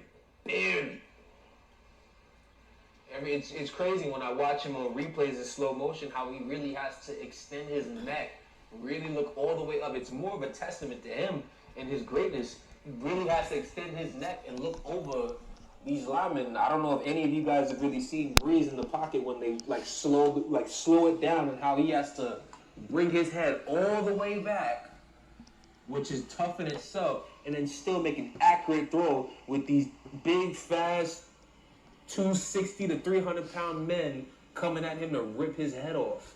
Facts. And have to throw that shit accurately. I see they throwing Russell Wilson out there. Yeah, Russell Wilson is short, but Russell Wilson got a much bigger arm than Drew Brees ever had or will have. And he's more athletic. He can run. He can throw accurately on the run.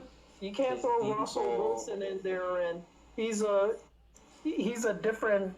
He's beyond, bro. It just depends on what he's throwing him in as. I personally, I feel like by the end of this year, I think Russell will finally get the roses that he deserves in terms of his quarterback play. Because if people really go look at Russell's numbers the past few years, especially when you think about what's been on the Seattle Seahawks' team in terms of weaponry for Russell Wilson, you're gonna be like, yo, he's been doing that. Why the hell we don't talk about him more in terms of best quarterback in this league? And listen, this is why I agree with you so much with Russell Wilson, right? Like, the best receiver he's ever had on that team has been Doug Baldwin. Right, yes. The last 2 years, Doug Baldwin has been hurt. All of their running backs... He hasn't even been on the team. Not even been on the team. Not only that, but every one of their running backs, from the starter to the backup to the third stringer, has been injured at some point during the season. And the only reason their defense is nowhere close to what it used to be when they had the Legion of Doom. But week in, week out, Russell Wilson will those wins. All of those wins is on his back. His arm, his legs, his football IQ, all of that. Russell Wilson, in my opinion, bro, outside of Brady right now, he's number 2. You can't, even as much as Brady has declined, it's hard to take him out of the number 1 spot because of his accomplishments. But Russell Wilson is right there, bro. He don't have the height. He don't have the size. He just has the heart and the skill, bro. And he go out there every week and he put it on the line and win for his team, no matter how less or how least their talent is. He's willing that win, bro. I definitely feel like week in, week out, no matter who the hell they're playing, what the scenario is, as long as Seattle has 3 back there, they have a shot. I don't care what it is. I don't care. They made the playoffs last year, right? I'm trying to remember who they lost to. They lost to Green Bay. Yeah, even in that game, I was like, I'm picking Green Bay because they just have the better team. But just for the simple fact Russell Wilson's on that team and he's playing, Seattle has a shot. I don't give a damn.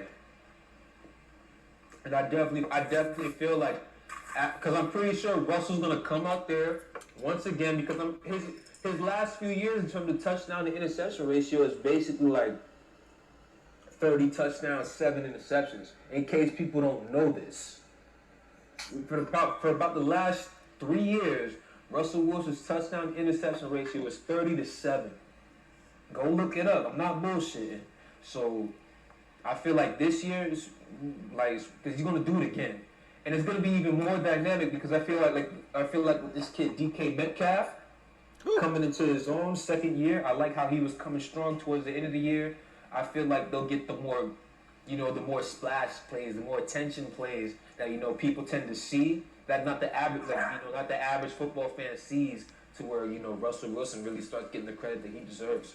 Because man, that dude right there, I tell you right now, that dude can play quarterback for me any day of the week.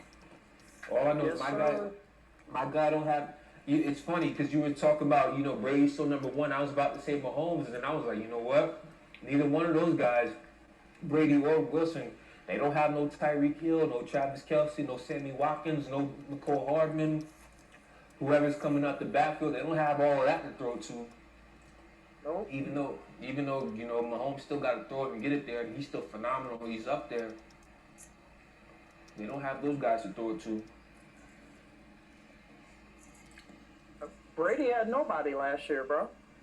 But I tell you one thing. Edelman was hurt most of the year last year, and that's his number one receiver.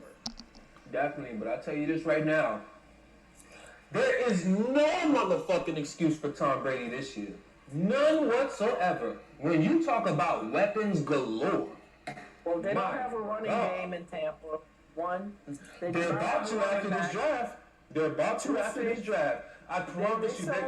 They're going to draft. They're either going to draft Ronald Jones. They said that last year with Ronald Jones. They're either going to draft somebody out of this draft. I'm hearing Jonathan Taylor, and if they don't get him or anybody decent they're looking for, Fournette trade incoming.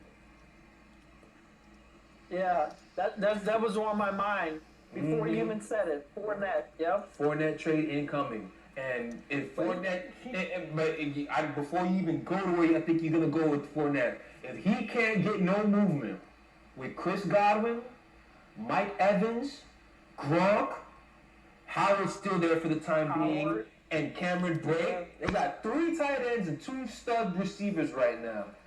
He should be good. If he can't feast behind that weaponry, he got to go. He can't play. He can't play here. He can't play in this league, especially with Brady as the trigger man. And now he's going through the NFC where he don't have a hardest time. He don't have to deal with Patrick Mahomes in order to get to the playoffs this year. So, boom. Brady's biggest competition right now is, in terms of at least getting to the playoffs, is Breeze. Breeze and the Saints. And personally, I think they'll take care of them. It's tough to say because I don't like going into a new season giving somebody the division, because it's like I want to see how that team comes together, how they gel. I mean, Brady ain't no spring chicken himself. He's 42, 43. So, and the thing is, the type of receivers that Tampa has, they don't have the short, intermediate guys. They got the guys who go down the fucking field, run them 15-yard dig routes and the corner routes and deep routes. You know what I'm saying? So the question is, can that arm hold up to get it there? Yeah, but you have Goodwin to go across the middle, and you have Bronco go across the middle. They'll be all right. Drake will go across the middle. They'll be all right, bro. Of course, yeah. What I'm saying, yeah, they'll go across the middle. But what I'm getting at is, even if they'll go across the middle, it's not like the way the Patriots used to go across the middle in terms of the quick 2-yard, 5-yard yards at the catch type throws. Their go across the middle is more like 10 to 12 yards down the field, and it seems like no big deal right now, but do that over 16 games, and that pass has to be like a bullet pass. That shit adds up, especially when you're 42, 43. Yeah. That's my exactly.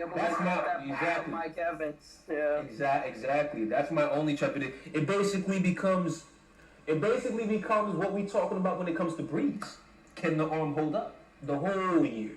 Not just the 16, because obviously with a team like that in Tampa, if they don't make the playoffs, somebody got to get fired.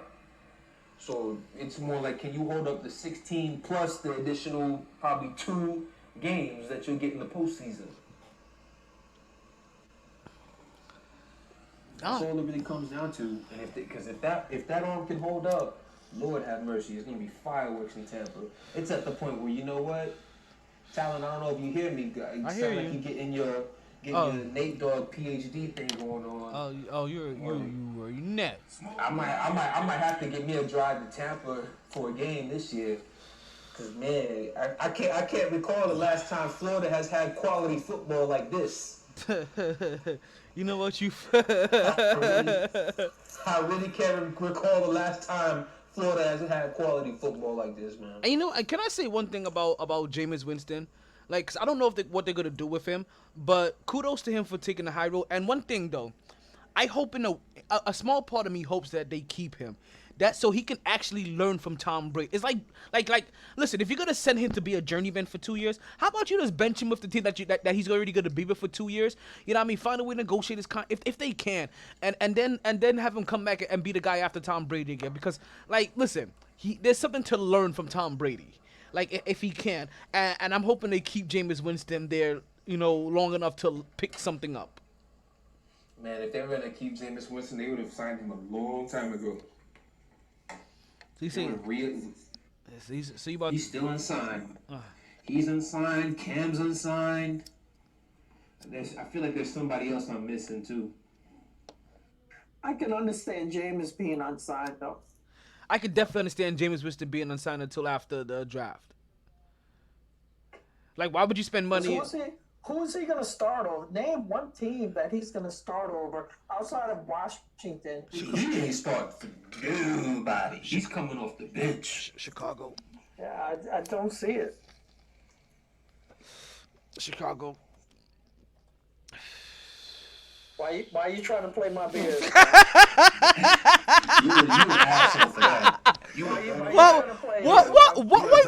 Hey, just get on him about his Jets. He don't have that much more room to talk. Hey, I heard you guys were talking about the Dolphins earlier and the Miss Dion pick, but I believe the Jets have won the Dolphins have won a Super Bowl. Huh? More recent than the Jets have, haven't they? Well, of course, because the Jets won like one of the most. They were one of the founding fathers of Super Bowl. They won the very third one, right? In historic. Green Bay was one of the founding fathers of the Super Bowl. I can say that. I cannot say the Jets were one of the founding fathers. Yeah, y'all have one Super Bowl. Exactly. Well, technically, it was because it was the third Super Bowl of all time. Yes, that's what Tyler's coming from. Like we want, yeah, like they were the third winners. Yeah, but it was one, and they haven't won one since. And it was one of the most historic ones in history. Been back to the Super Bowl since. It's been, but we've been to AFC championships. Like, I mean. And you want participation awards for AFC championship games? AFC championship games is not a Super Bowl. I never said it. I'm saying that when we at least make it there. When we did it in one of the most historic fashions ever. At least getting the championship game, that is something to say. It is something. Not much. I mean, you would appreciate getting to the championship game right now. Hey, I've been to the Super Bowl in the past 15 years. You got that. Definitely understand that. So let's go ahead and start moving on to the topic of the evening, right? And this is where we are going to start talking about our favorite players from the favorite players of all time. So not the GOATs, but the FOATs, right? The favorite players of all time. Favorite players all time from. Oh, this is gonna be fun, right? Now this is gonna No, before we Go start, ahead, go ahead, go let's ahead. let you know this is gonna be an ongoing segment because obviously there's always gonna be a little bit of something that's gonna happen within a news cycle. So we're not gonna go through all 32 teams today. So what we're gonna do this week is that we're gonna run through we're gonna start off in the north, and we're gonna run through the north of the NFL. Which is actually gonna end up covering both of you guys' teams because we're gonna do the NFC North and the AFC North next. After that, and then we'll keep going down through them week after week after week. When we're done with football, right, and we're gonna be right here in the draft for that. And when we're done with football, then we're gonna mosey all over the basketball. We're gonna do the same thing for basketball. B, give me a second. My iPad's about to die. I'm about to come back on my phone. Okay. So that is the segment that we're gonna have ongoing. So in these next couple of weeks on the podcast, I'm actually really excited for some of the things that's going on, T. Right? Because not only do we get to do a little mini recap on what's going on with the whole Jordan series, right? But like I said, but then we have this little mini series that has now been built into the show where we're finding a way to now get into all of your favorite players, and I really like the fact that when it was presented that we did this as favorite players because that adds such a whole different. Oh, sorry about that. I was in a different screen. I was in the Facebook screen. I'm also Facebook Living as well. But I started Facebook Living for the last portion of the show. So okay. I really like the fact that we're doing favorite because it adds such a different level of excitement, a different level of playfulness, and a different level of question because now you're gonna look at some people and be like, hey, so one of the things here, we understand that these are your favorite players. So these are so yes.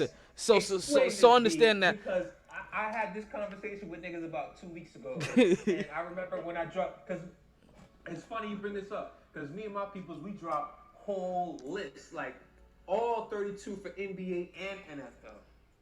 And yeah, people coming at me about certain things on my list, or people coming at other people certain things. I'm like, and I'm the one who keeps bringing it back to the form. Like, people, understand the difference. We're saying favorites, my favorite, their favorite, not best. There's a fucking difference. I could have fucking liked the freaking punt returner for a certain team way more than the real best player on that team. That doesn't mean that player is the better player. That just means that person was just more exciting for me. I just like watching that player play that more. No, not me. Shit. So yeah, so we're talking about favorite players here, and that's gonna be. And now, granted, we're Can we start with the Patriots? Well, we're starting with the North. We're starting with the North right now. AFC North, NFC North? Yeah, so we're starting with the North. We're just going to go in alphabetical order, starting with the NFC.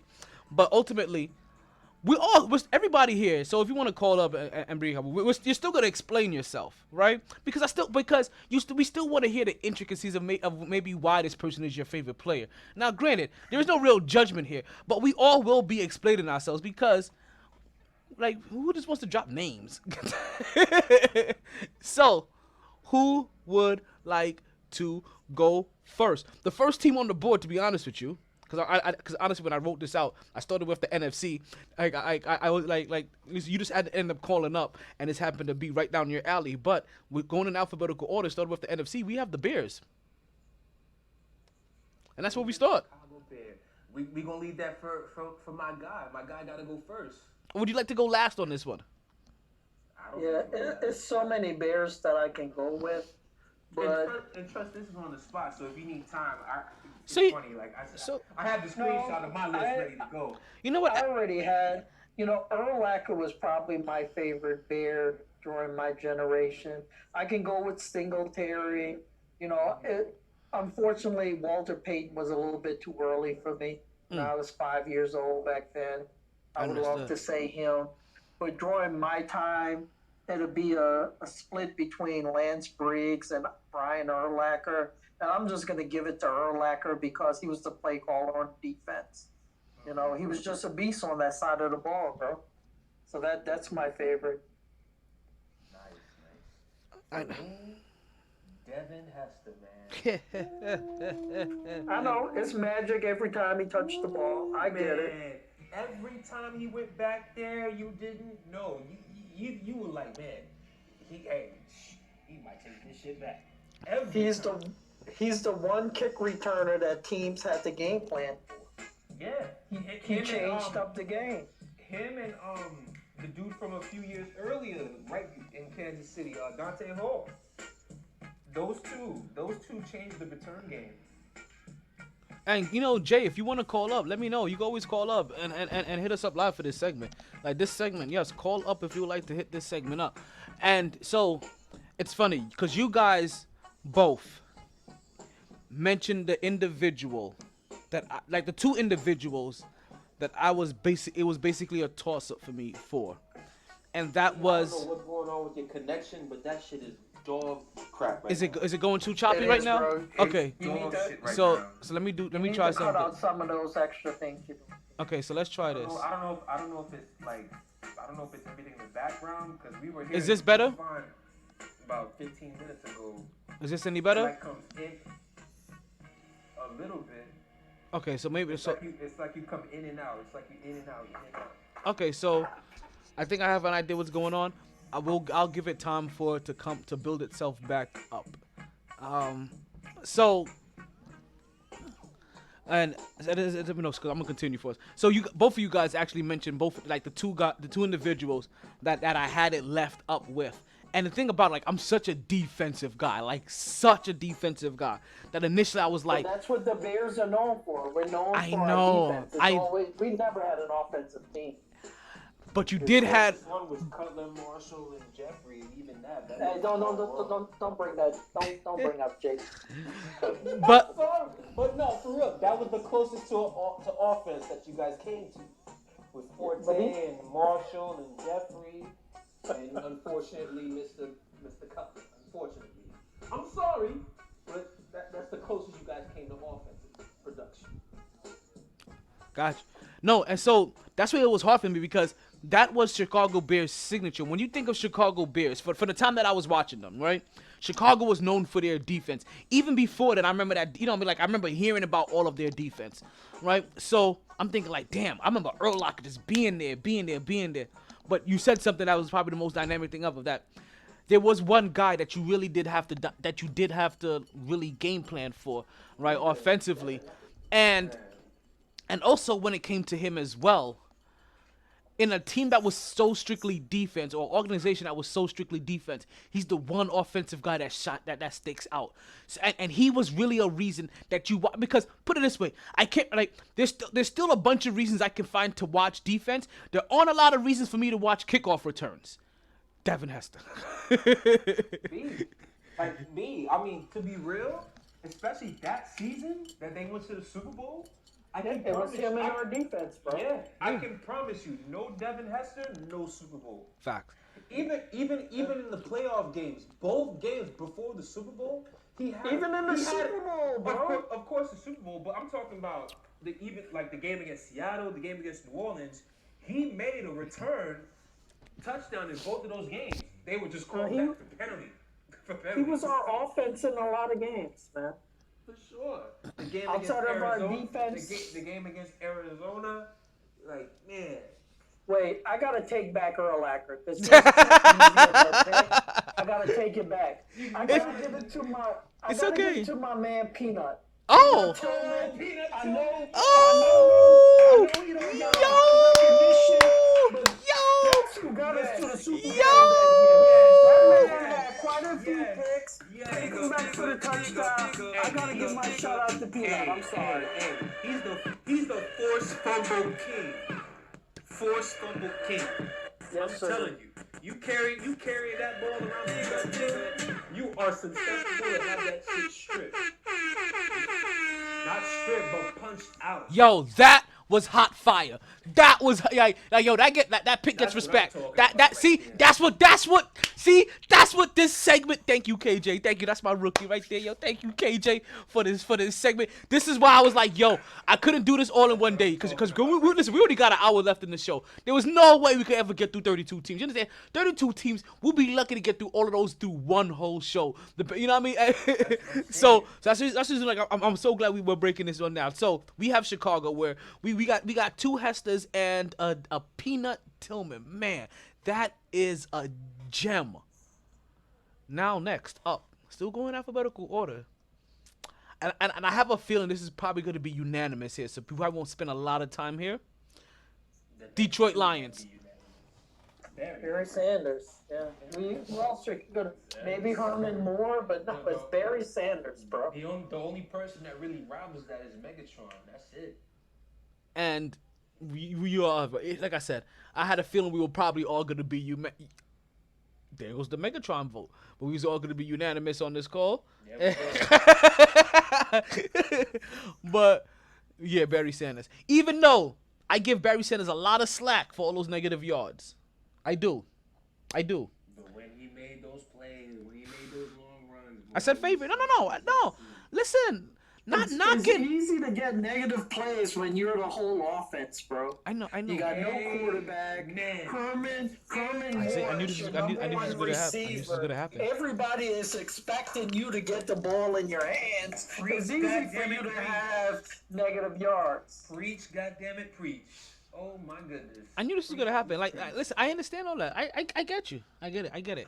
Like everybody try to put Emmitt Smith up there as the number one running back because of his total rushing yards. Bro. I put Barry Sanders way ahead. 5 years in him before he retired.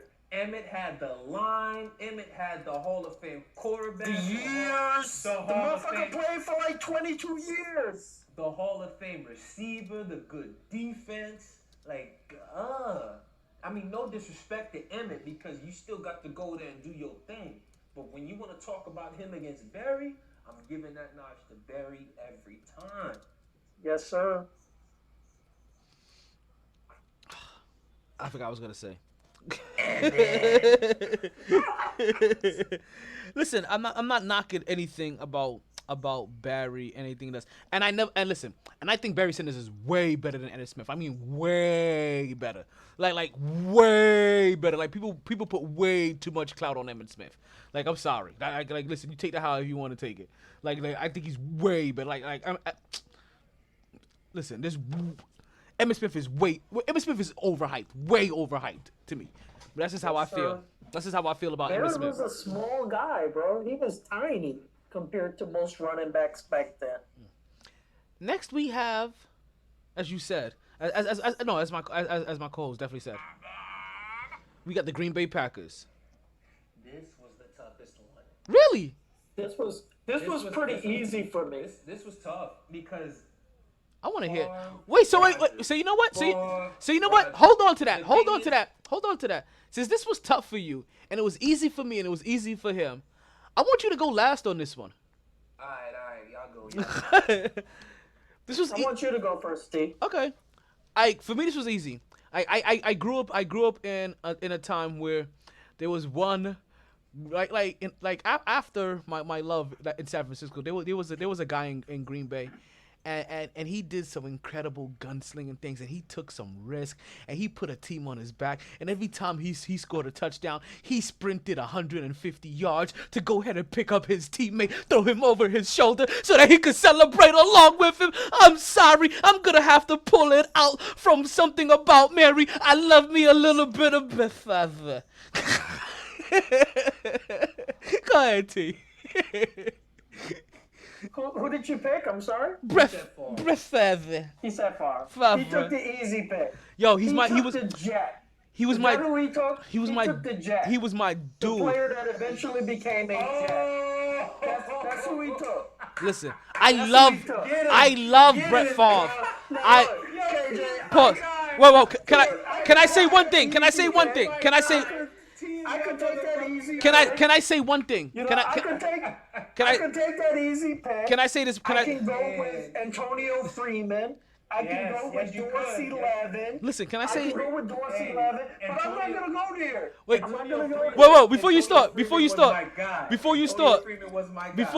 I'm not gonna go there. Before you know start. who I'm gonna go Wait, with? before you start. This player, before you if he start. would have stayed healthy, I think he would have ranked as one of the top 3 wide receivers of all time. Okay. If it wasn't for that spinal injury he had. Okay. That neck injury he had.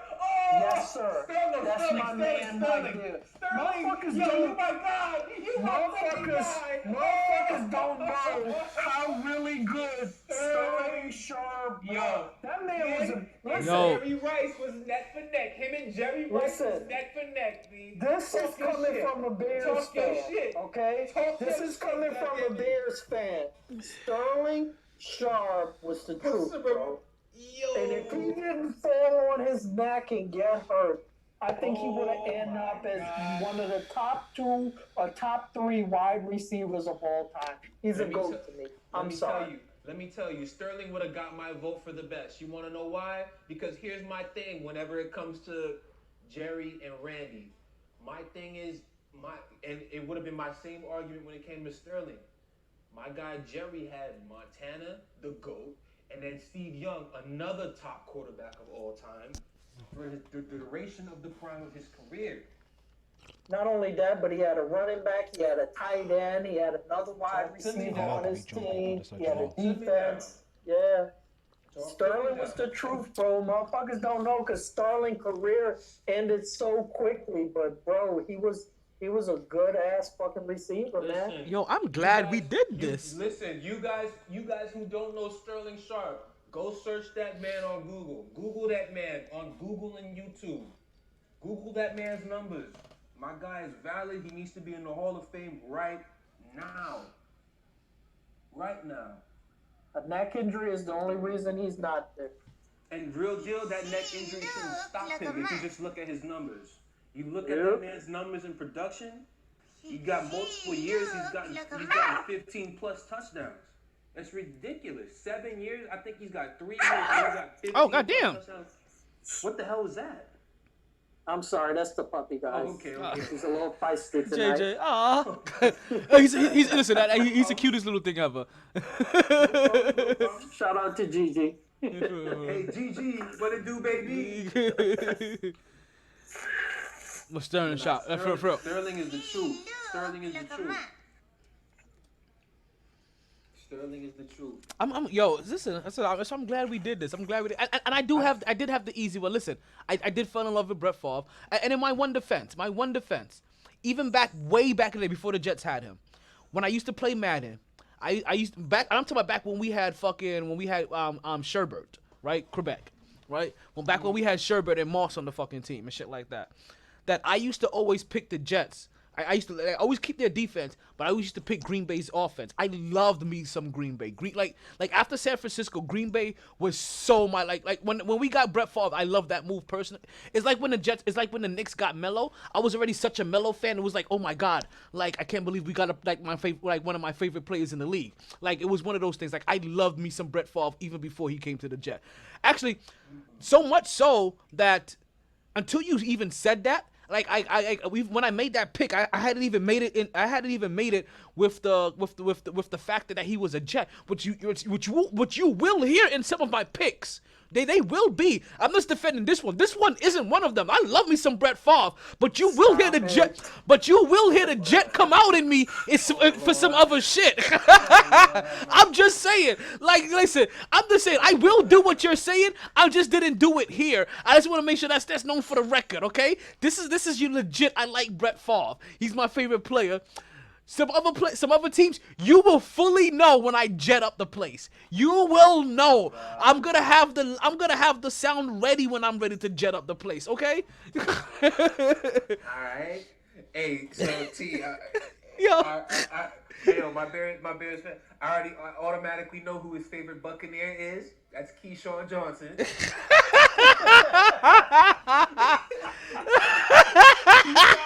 He's always a beast, though. You gotta give it to him.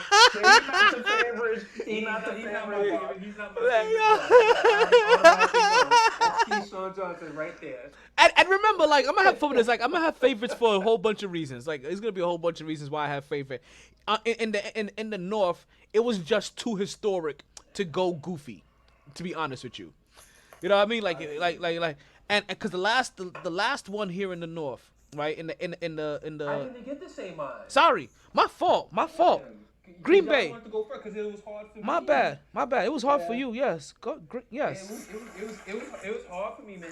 Because like I said, like my guy said, Sterling was a beast, but me personally, like, because Sterling was distant, but like the two quarterbacks, dog, it's like, oh, yin and yang, bro.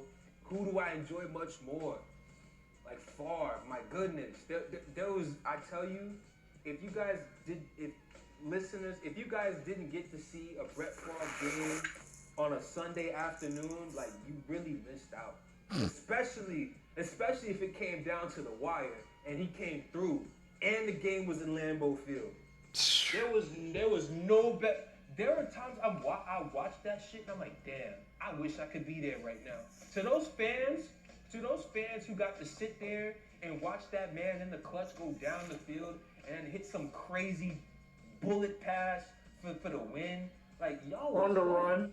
No, you know, yo. y'all were blessed because I watched that shit from home, and then now, you know, because we're Like, and how long did he play for? Consecutively, like, he before, like, can I add this real quick? Before Eli Manning, he was the Iron Man. Just let everybody know. Before Eli Manning, he was the Iron Man with consecutive games. Continue. Sorry. True. But it's like, you know, now I got time because of quarantine. I get to really sit down and just, you know, because I'm the crazy football and basketball fan that I am. I watch old games, old highlights. There's like this clip on YouTube of just showing Brett Favre's touchdowns throughout his career, and like some of these throws, it's like what? This shit is ridiculous, bro. And with all that said, the way 12 has been doing it, man, it's like, oh my God. So I gotta give it to Rodgers in terms of my favorite, but it's fucking close. When I tell you so close, it's like 1A, 1B. I get it. So close. And what you said about Brett Favre is how I felt like there was just something about, for me, just watching Brett Favre play. It was like for somebody that wasn't my team, like, he was delightful. We're gonna feel each other on this. You feel like Brett Favre enjoyed it way more than what Rodgers does. Because I feel like they both have the same talent, but I feel like the way both of them play, it kind of mirrors each other. Rodgers is just more careful with the ball, but I definitely feel like Brett enjoyed it way more than Aaron does.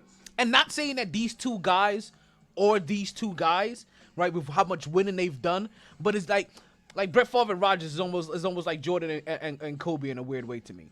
Like, you know what I mean? Like, but you're right. It's like Brett Favre, like I said, like Brett Favre really enjoyed the game. There was something watching him run down the field after every he was an Iron Man, 200 something straight games, just like the boy in from New York, Eli.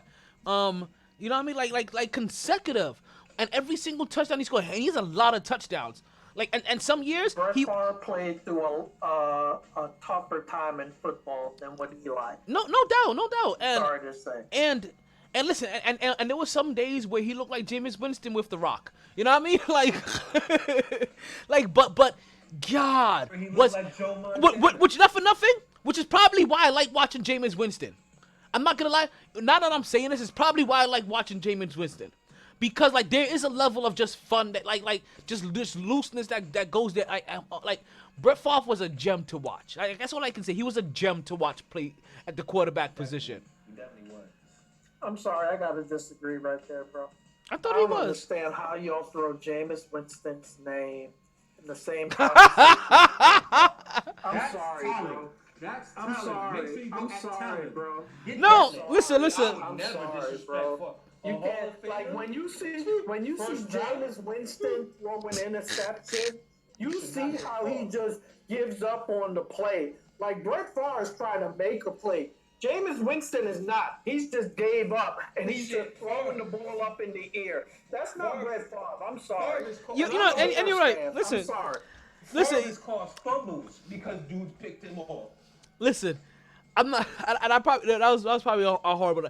There's a level of excitement I get to watching Jameis Winston. No, and I don't know what it is, and that's all I'm really comparing it to. Like when they throw the ball, I have. Do you like crab legs? No, but listen. I'm allergic to shellfish. Okay. I'm trying to figure it out, T. I don't see it in Jameis Winston. I'm sorry, bro. There's a reason why no team has elected to pick the kid up. But also, man. once again, he's horrible at the quarterback position. We look at Jameis Winston differently. He's garbage, bro. He's had talent on his. See? Don't get me started. Exactly. This is why I love Jameis Winston. He is golden content. Every time he throws the ball, all about the content. every time he throws the ball, I am. It's just pure anticipation. But like I said, it's a beautiful like. It's I don't want to say it's beautiful because watching Brett Favre was beautiful. Watching Jameis Winston is like watching it's like watching two cars go on a collision and seeing if anybody's gonna survive at the end of it every single time. Like I just want.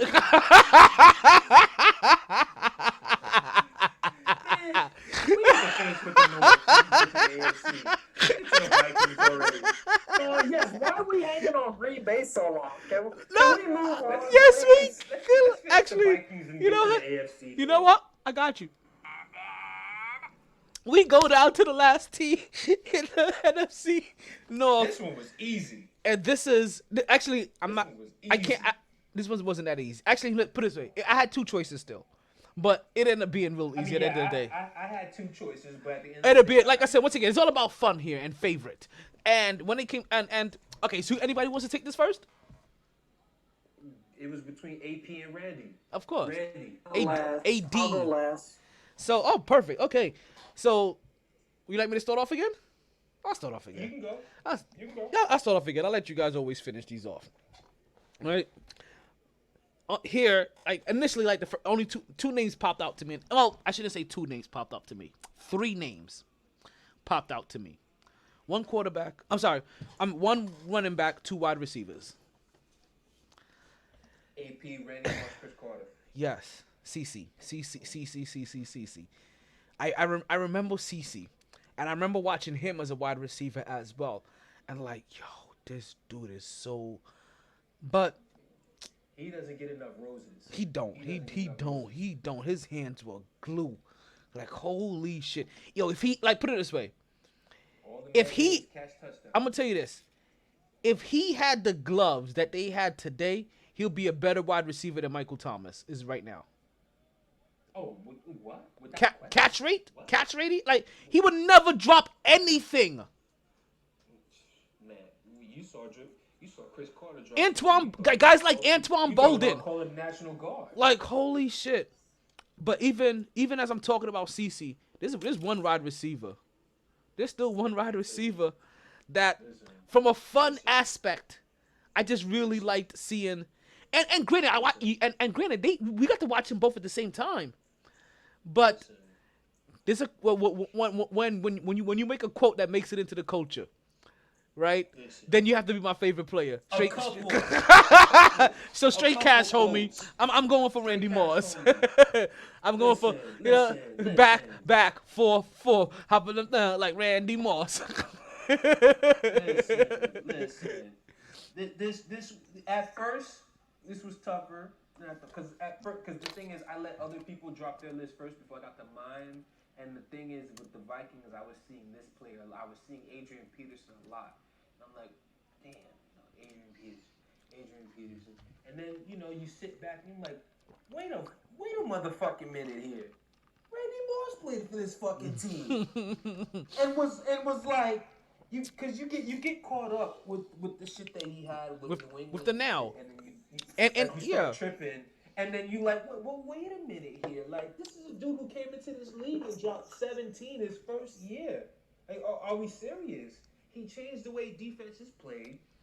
Arguably, he's the greatest receiver who ever played. In my eyes, I'm giving him that nod mainly because, like I said, quarterback play. You want to argue that? We can argue that shit another day. We don't have time for that shit right now. Like, I'm gonna tell you this right now. I'm still But watching Randy Minnesota Moss today because of is Randy Moss my- back in the day. If all I know is if there's a favorite Viking, if I want to turn on YouTube on the TV right now and watch favorite Viking highlights, I'm gonna choose Randy Moss's highlights before I watch Adrian Peterson's highlights. Favorite. Okay. That's Okay, so you guys both went Randy Moss? Oh yeah, back, forth. Okay. Okay, Randy Moss. Randy was a one-trick pony. I'm sorry to say. The man would not take the. Great, yes. Listen, Wait, no, let him I'll go. let you Hey, have your KJ, let him go. I'll Let him you go. have your say. Can Let I him say go. my say? Let him Don't finish. make me pull my headphones out. KJ, Don't let make me him pull my headphones finish. Can I have my say? Yeah, Go ahead. Randy Moss would not take the ball against the middle. He would not carry. He would not take that pass across the middle of the field. He would not do it. Okay, so the easy pick would be Randy Moss. I can also Chris Carter, also easy pick. And I know for running back, you guys like to go with AP, but I think that Rod Smith during his time was a lot better running back than Robert AP. Smith, right? Yes, Robert Smith. I love the kid. I love Robert. But I love Robert. I'm gonna give my shout out to Sylvester, because Sylvester, before you posted this was my pick. I'm sorry. John Randall, bro. The man was a beast. He was a beast on the defensive line. That man was a beast. And to this day, if he was healthy in that championship game against Atlanta, Vikings win. Yes. Vikings win. So, he was not healthy that game. I'm gonna go with John Randall, bro. Shout out Sylvester Direct. Sylvester Direct. Whatever you got your name is there, bro. I agree with you 100%. John Randall, the man was a beast. Oh no, listen, Sylvester Device. Listen, he'll be joining on the podcast soon. He's just listening today, but he'll be joining the podcast soon, especially when that college season comes around. He's gonna be another voice you guys will be hearing on the podcast. Like right now, he's listening. I'm not even quite sure why he has actually stayed in the background so long today and not call in. I really am shocked. Like, listen, you don't get it. I am shocked. I am shocked. Like Randall used to wear the animals mask on when he played fucking football. The animals from the WWF back then in the day. Listen, to this day, I tell niggas if John Randall was healthy in that championship game Thank against you, my Atlanta, butter pecan Rican. to the Super Bowl. He was not healthy at all. He only played like a couple of series in that game and then was just out the rest of the game. They gave that Shout game out to you, shit. That let Atlanta control the pace of the game. Because they weren't rushed and any of that. And then of course,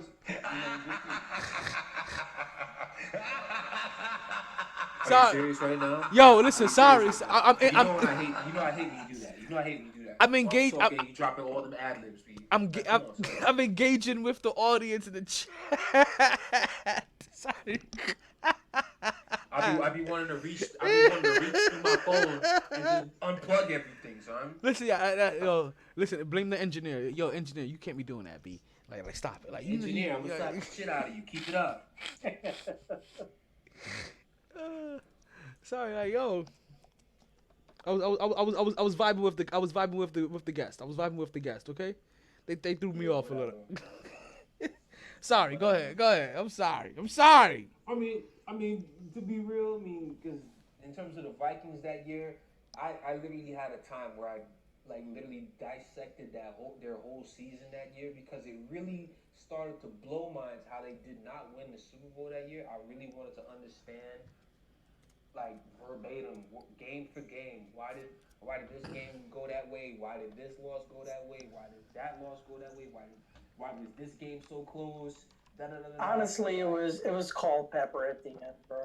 I mean, it was Cunningham that year. That was the year. Honestly, that was Randall Cunningham's best year of his career. But there are numerous times in that, I've told my niggas this, and they look at me crazy. And the fact they look at me crazy, that lets me know that they hadn't really watched that film on that team. I'm like, especially, I don't even have to go for that season. That particular game alone, There are 6 throws. I got 6 throws that if Randall is on the money, if Cunningham is on the money, the Vikings win by 10 to 14 points. Promise you. Because a couple of them were bombs to Randy that he missed. So, well, I don't know. And especially that last drive, too, when they're trying to kill the clock and you know, just ice the game before Anderson. That obviously, that's another reason why they lost that game, because you make that field goal, it's a 10-point game with 2 minutes left. Game over. But welcome, Cal. he missed, and we saw what happens there. That's why I don't fucking like kickers. They're not even real people, according to Chris Canty. Yo, Chris Canty's like kickers, like they're not even real people. You know how, bro? I'm speaking as somebody who played this shit in high school, man.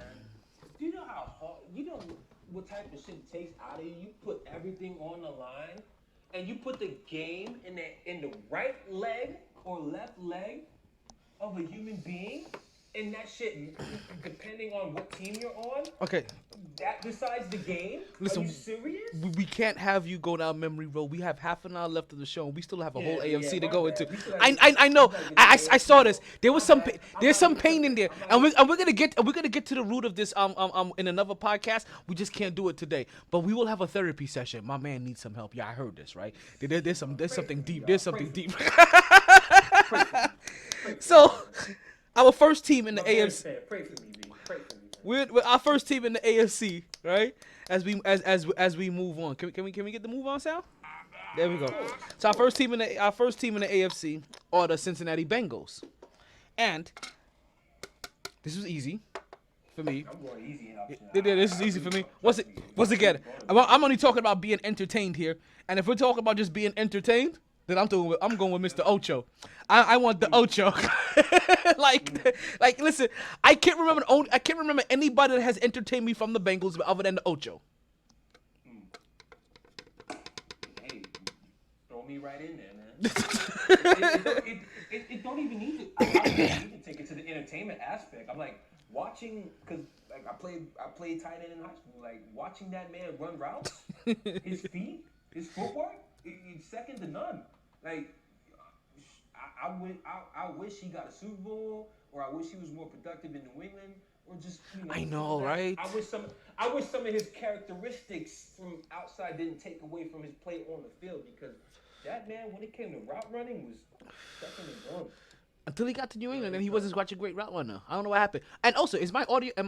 Do I sound much better now?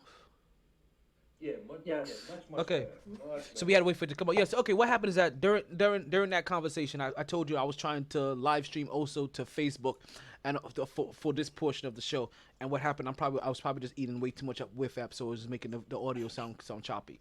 So so as soon as I cut that down, usually I'm still sounding choppy. I was like, okay, let me give it a time for it to come back up. And since then, we haven't had any problems. So, Troy, T Roy. So y'all both went with Ocho Cinco. Yes. I got Chad, man. And that's probably the easiest pick, you know. Yeah, but entertainment. whenever I can give this man a shout out, I'm always gonna give him a shout out, even though he sucked as a Bengal. Oh, my man T.O. Terrell Owens, the first ballot Hall of Famer as he should have been. The man that got played by these fucking sports writers. T.O. is always gonna get my pick whenever he can. So you can think when it gets to Philly, when it gets to the Cowboys, it's going to be That's what I'm saying, because now I'm intrigued to who your favorite 49er is. Yo, I'm so liking this because I love this. I love it. You can recycle. You can't recycle people. can't recite what you naming? Yes, you can. Yes, you can. Yes, you can. Yes, you can. What kind of shit is that? Yes, you What kind can. of shit is that? Yes, you can. What kind of shit Yes, is you that? can. How No. the fuck can I say Peyton Manning for Indianapolis and then I take him again for Denver? What kind of bullshit? He's is your that? favorite player. It's favorite. You can say that. It's okay. You're corny. No. Stop. No. Now we about to hear mad New York Jets coming out. That's why we put these second players right there. Because it allows you to say multiple Jets for different teams. I have a different Eagles player. I have a different Cowboys player. But T.O., you know, I can't throw him in with any of the other 3 teams he was on, but I could definitely throw him in for Cincinnati. So I'm going to give a shout out to my man. Man, I can't wait to talk about my Eagles player. I can't wait. Yo, this is gonna. Yo, I'm so glad we have this segment. This is gonna be phenomenal. I can only tell you piss me off. Yo, we're all gonna piss each other off. Okay, so have we all? Okay, so let's go ahead and move on because we still have the Cleveland Browns to get to. Oh my God. Y'all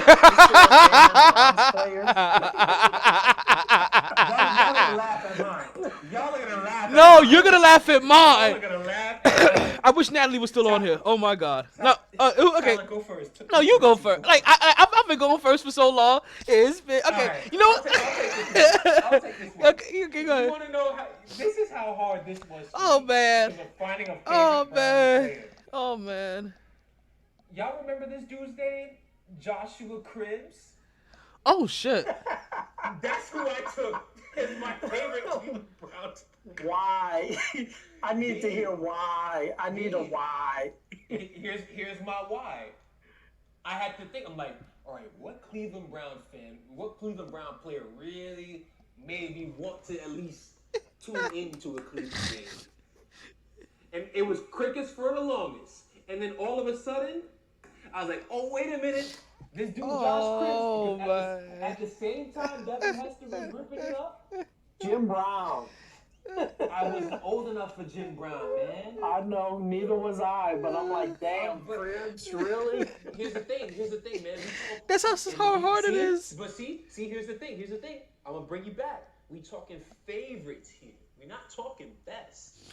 So my favorite is my favorite. Now, if I would have said best, I will give you my football card right now. You won't even have to fight me for it if I would have said Josh Cribbs is the best Cleveland Brown of all time. The hell? Oh man. Get me drug tested immediately if I ever say Yo, we got my boy Jay over here. He went with Kozar. Gotta rep the U. Like I said, Got you. Don't Got get me you. wrong, Kozar crossed my mind, but I'm just like, So he didn't get me excited to take a look at Cleveland Browns football. So I had 2 individuals that it boiled down Gotta to. rep the U. I do fuck with you for that. Gotta rep the U. I can't say shit about Can I the go U. next, T? Can I go Oh next? yeah, go ahead. Because mine's is outlandish. I could go Joe Thomas. That's possible. Oh, that's respect. He That's crossed my respect. mind too, but That's I respect. have an offensive tackle, That's I'm just that's like, respect. come on, That's respect. That's see, yeah, you can't. I could go there, but that's not where I'm gonna go. I could go Josh Gordon, and especially him being a pothead that'll fall right into my wheelhouse. But I'm not gonna go there. You know what I'm saying? I'm not gonna go there.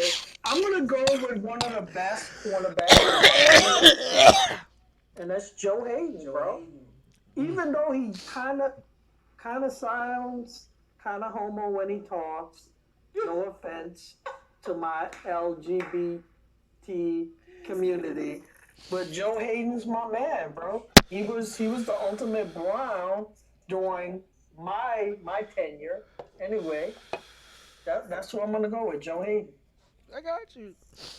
So, okay, there's only one name so far that was mentioned that even made it to my top 3 list. And that was Flash. That was Flash. Because of his potheadedness. This is how dysfunctional this organization is. That I was like, I have to think of my favorite. Like, who entertained me? Who would I want to see for any reason whatsoever? So after Flash, my other thought was like another wide receiver, but he hasn't done anything there for me to see. Everything he did was in New York, so it couldn't be Odell Beckham Jr. I was like, what the fuck? My favorite Cleveland Brown to watch has been Johnny Manziel. Oh my God. Hey, I ain't gonna lie. I was gonna do my thing just to throw shade at Al because we have this competition about Johnny Manziel and Josh Donald. But hey, I like it too. I like it. This is why I love this topic. I was like, oh my goodness, the one. Oh. I'm so glad I brought this shit up. Yo, thank you. So glad. No, as soon as you said that, I was like, thank you. This is golden. Thank you. This is golden. Holy shit. I'm making myself crack up. I apologize. Like, I'm laughing at my goddamn self. But Johnny Manziel was my favorite player that I can remember to watch play because, like, I just wanted to see the dysfunction. I wanted to see what all the hype was about. I wanted to see, like. I don't. After that, I definitely don't feel bad about picking Josh Cribbs. That's the damn. No, not for nothing. No. You guys are like way more conventional than I was. That's was like, yo, when the only name that made my top 3 was Josh Gordon, I was like, yo, you guys should have known where this was going. Like, he was barely on the fucking field. Excuse me. I got my laughing score. Hold on.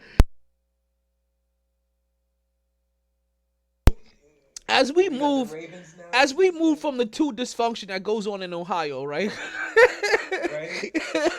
Like, this is where actually shit gets real. I feel like shit gets a little bit more real because in these next 2, very ironically, I'm gonna put these 2 together because these 2 are almost in the same category that I almost got the Chicago pick somebody else initially, because in these 2 picks, and I may be just giving away my 2 picks, so I may just end up going first, right? If we're doing the Ravens, I'm going first. Okay, so we're doing the Ravens next. And with these next 2 picks, oh my God, we have the Ravens coming up first. And you know what? Go ahead with your Ravens talk. Listen. Oh man. Oh shit. At first. Oh shit. Oh shit. Go ahead. No, sorry. Sorry. Go ahead. Sorry. Go. No. You. Sorry. I had an epiphany. I was having an epiphany. Go ahead. Sorry. Go ahead. But now, at first, this was hard. This was hard because I didn't know which one to go with. But after further thinking, I'm like, yo, this is. It's like having a peanut butter jelly sandwich without the jelly. Tell me you're right with Edward. You can't do that.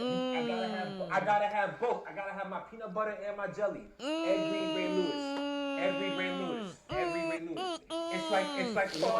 It's like one. That's not a pick. That's not a pick. That's too bad. No. I'm sorry. So That's sad. not a pick. That's too bad. That's not So a sad. pick. Kiss my ass. Too bad. So sad. Kiss my ass. Ed Reed. Go ahead, Lewis. Go as one. Too bad. Go ahead, T. Go ahead, T.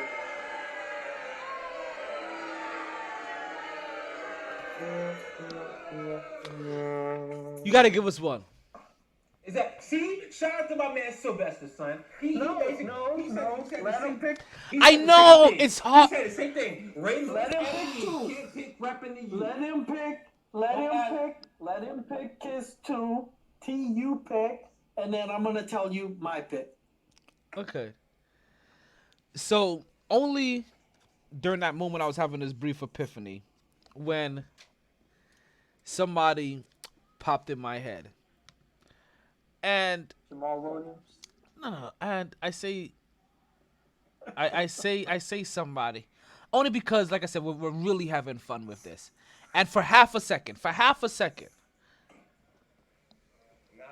to introduce y'all to the man. Oh my God. For half a second. Half a second. Favorite, so I can't even knock it. In the flesh. Yes, sir. Trust.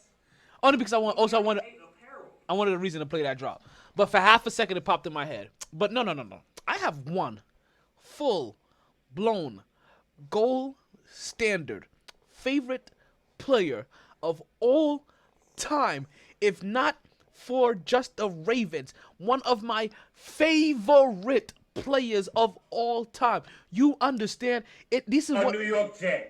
These are one of the individuals that if I ever met them in person, I may honestly be starstruck. These are one of the individuals that if they gave me a speech, I would literally try running through a motherfucking wall for. Like, holy shit. This was probably out of all of them, the easiest ones. You know, like when you're trying to fill out one of those puzzles or whatever, like those crosswords puzzles, and you go to search for all the easy answers. This was one of them. As soon as I got to the Ravens, I knew hands down who I was going for. It is undeniable, the Mr. Grass Eater, the 100% turned all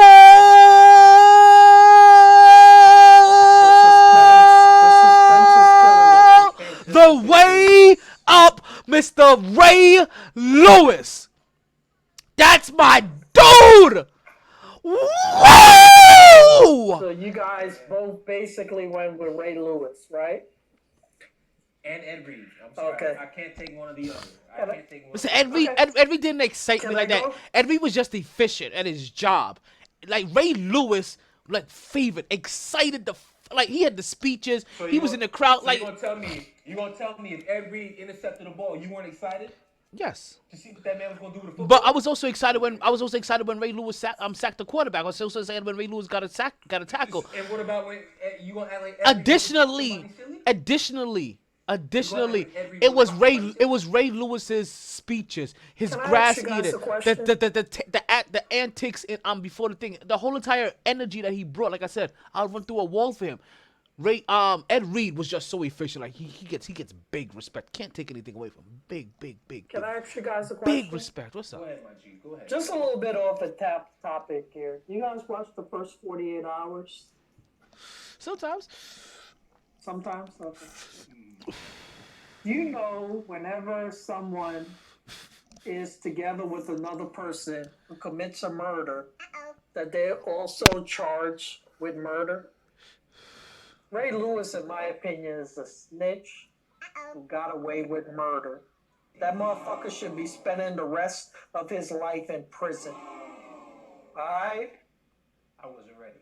They jumped the motherfucker, they stabbed the motherfucker, and they killed the motherfucker. It was him and his homeboys who did it. The greatest Raven, my favorite Raven, the one that you cannot differentiate about, is Ed Reed. Ed Reed is a real ass motherfucker. So that's where I'm gonna go with. Ed Reed. So here, this is actually funny. Like I said, dude.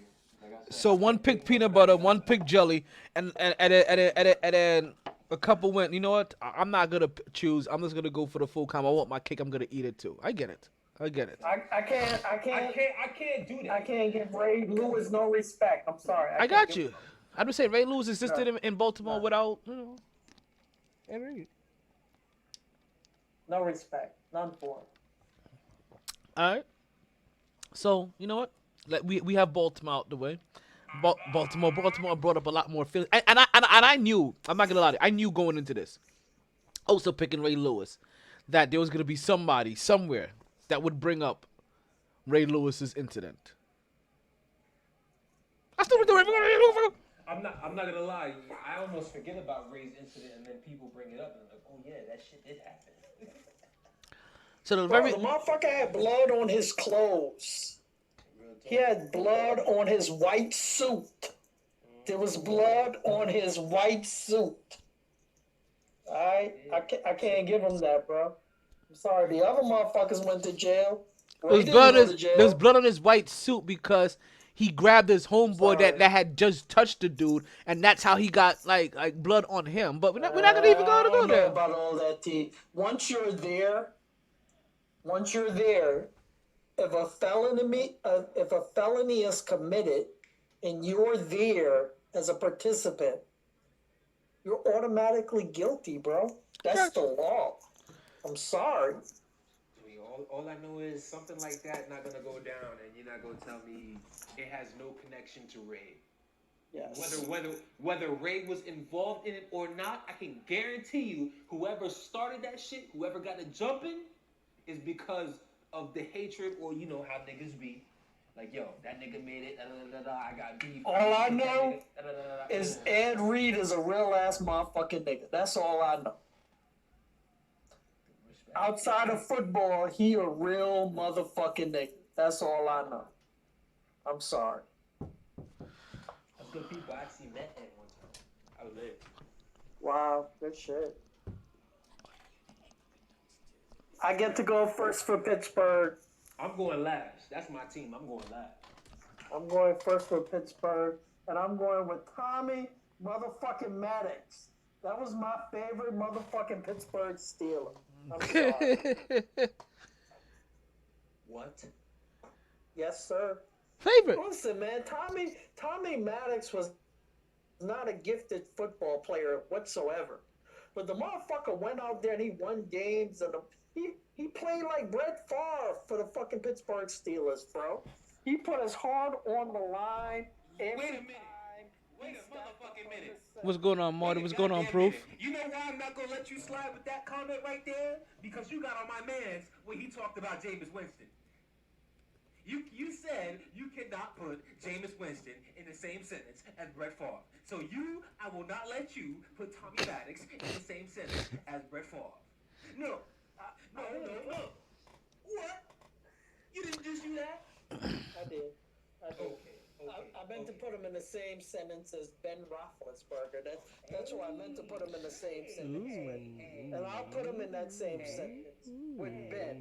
Okay? So I'll take Tommy over Ben any day. I'm sorry. That was very, very. Tommy's my guy. That was very, very disrespectful. But it's okay, because it's your favorites list. It's your favorites. So I'll let you slide. That, even though that had me like, huh? All the Steelers that you could have listed? Now, The man was undrafted. He took y'all to a fucking playoff game. Couple of playoff games, didn't he? Okay. You got it.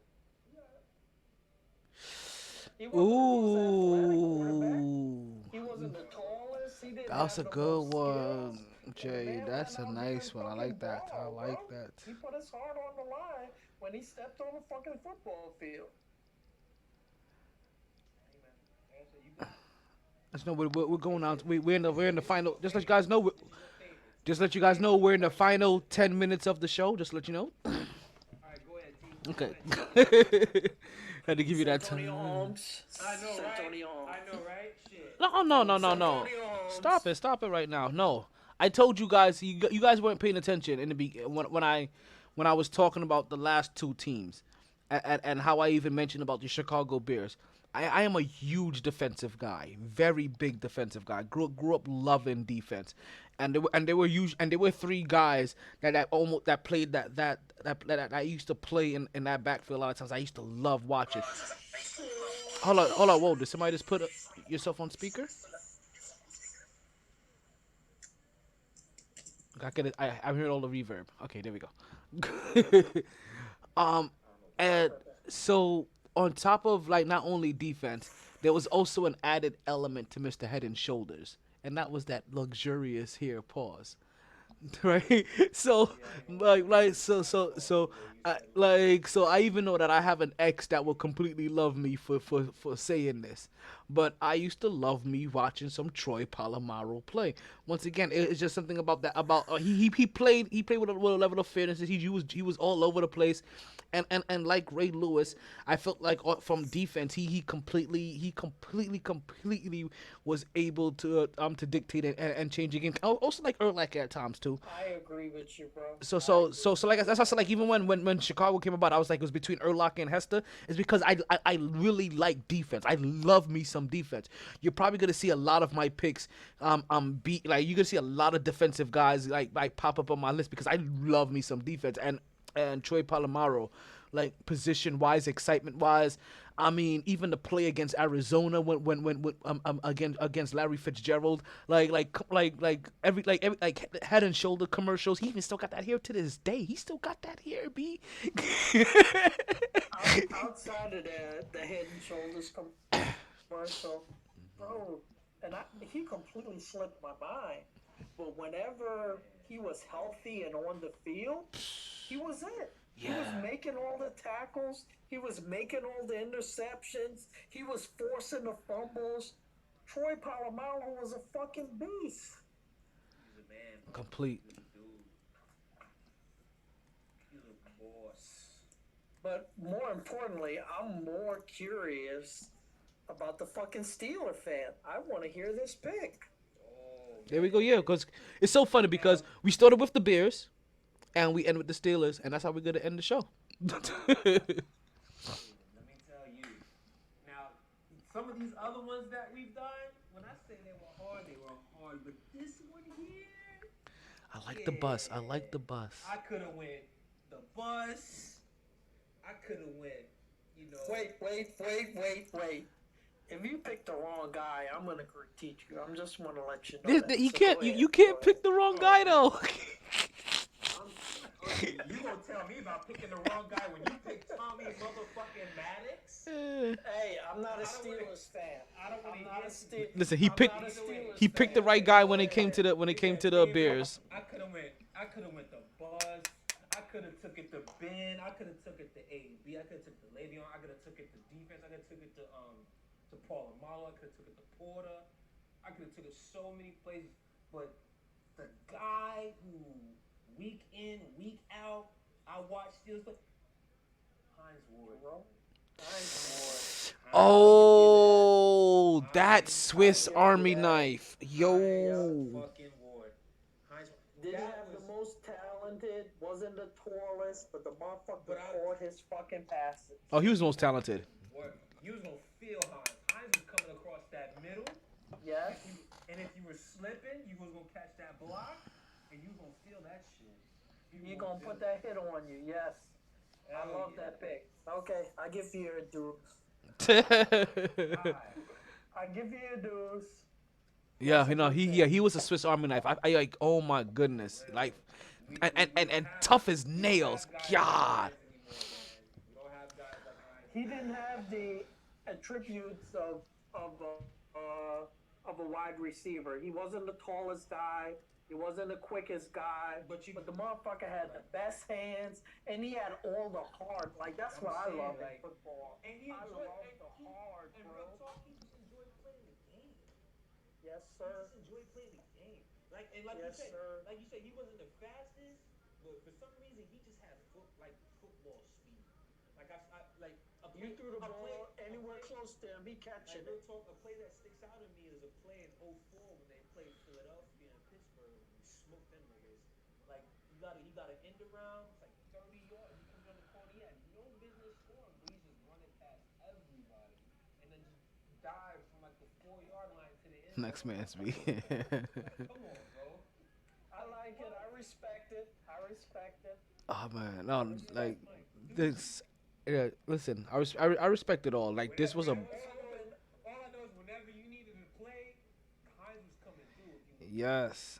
I was hoping you wasn't saying Ben. As long as you didn't say Ben. I wasn't going Ben. He definitely had that next man speed. Yes.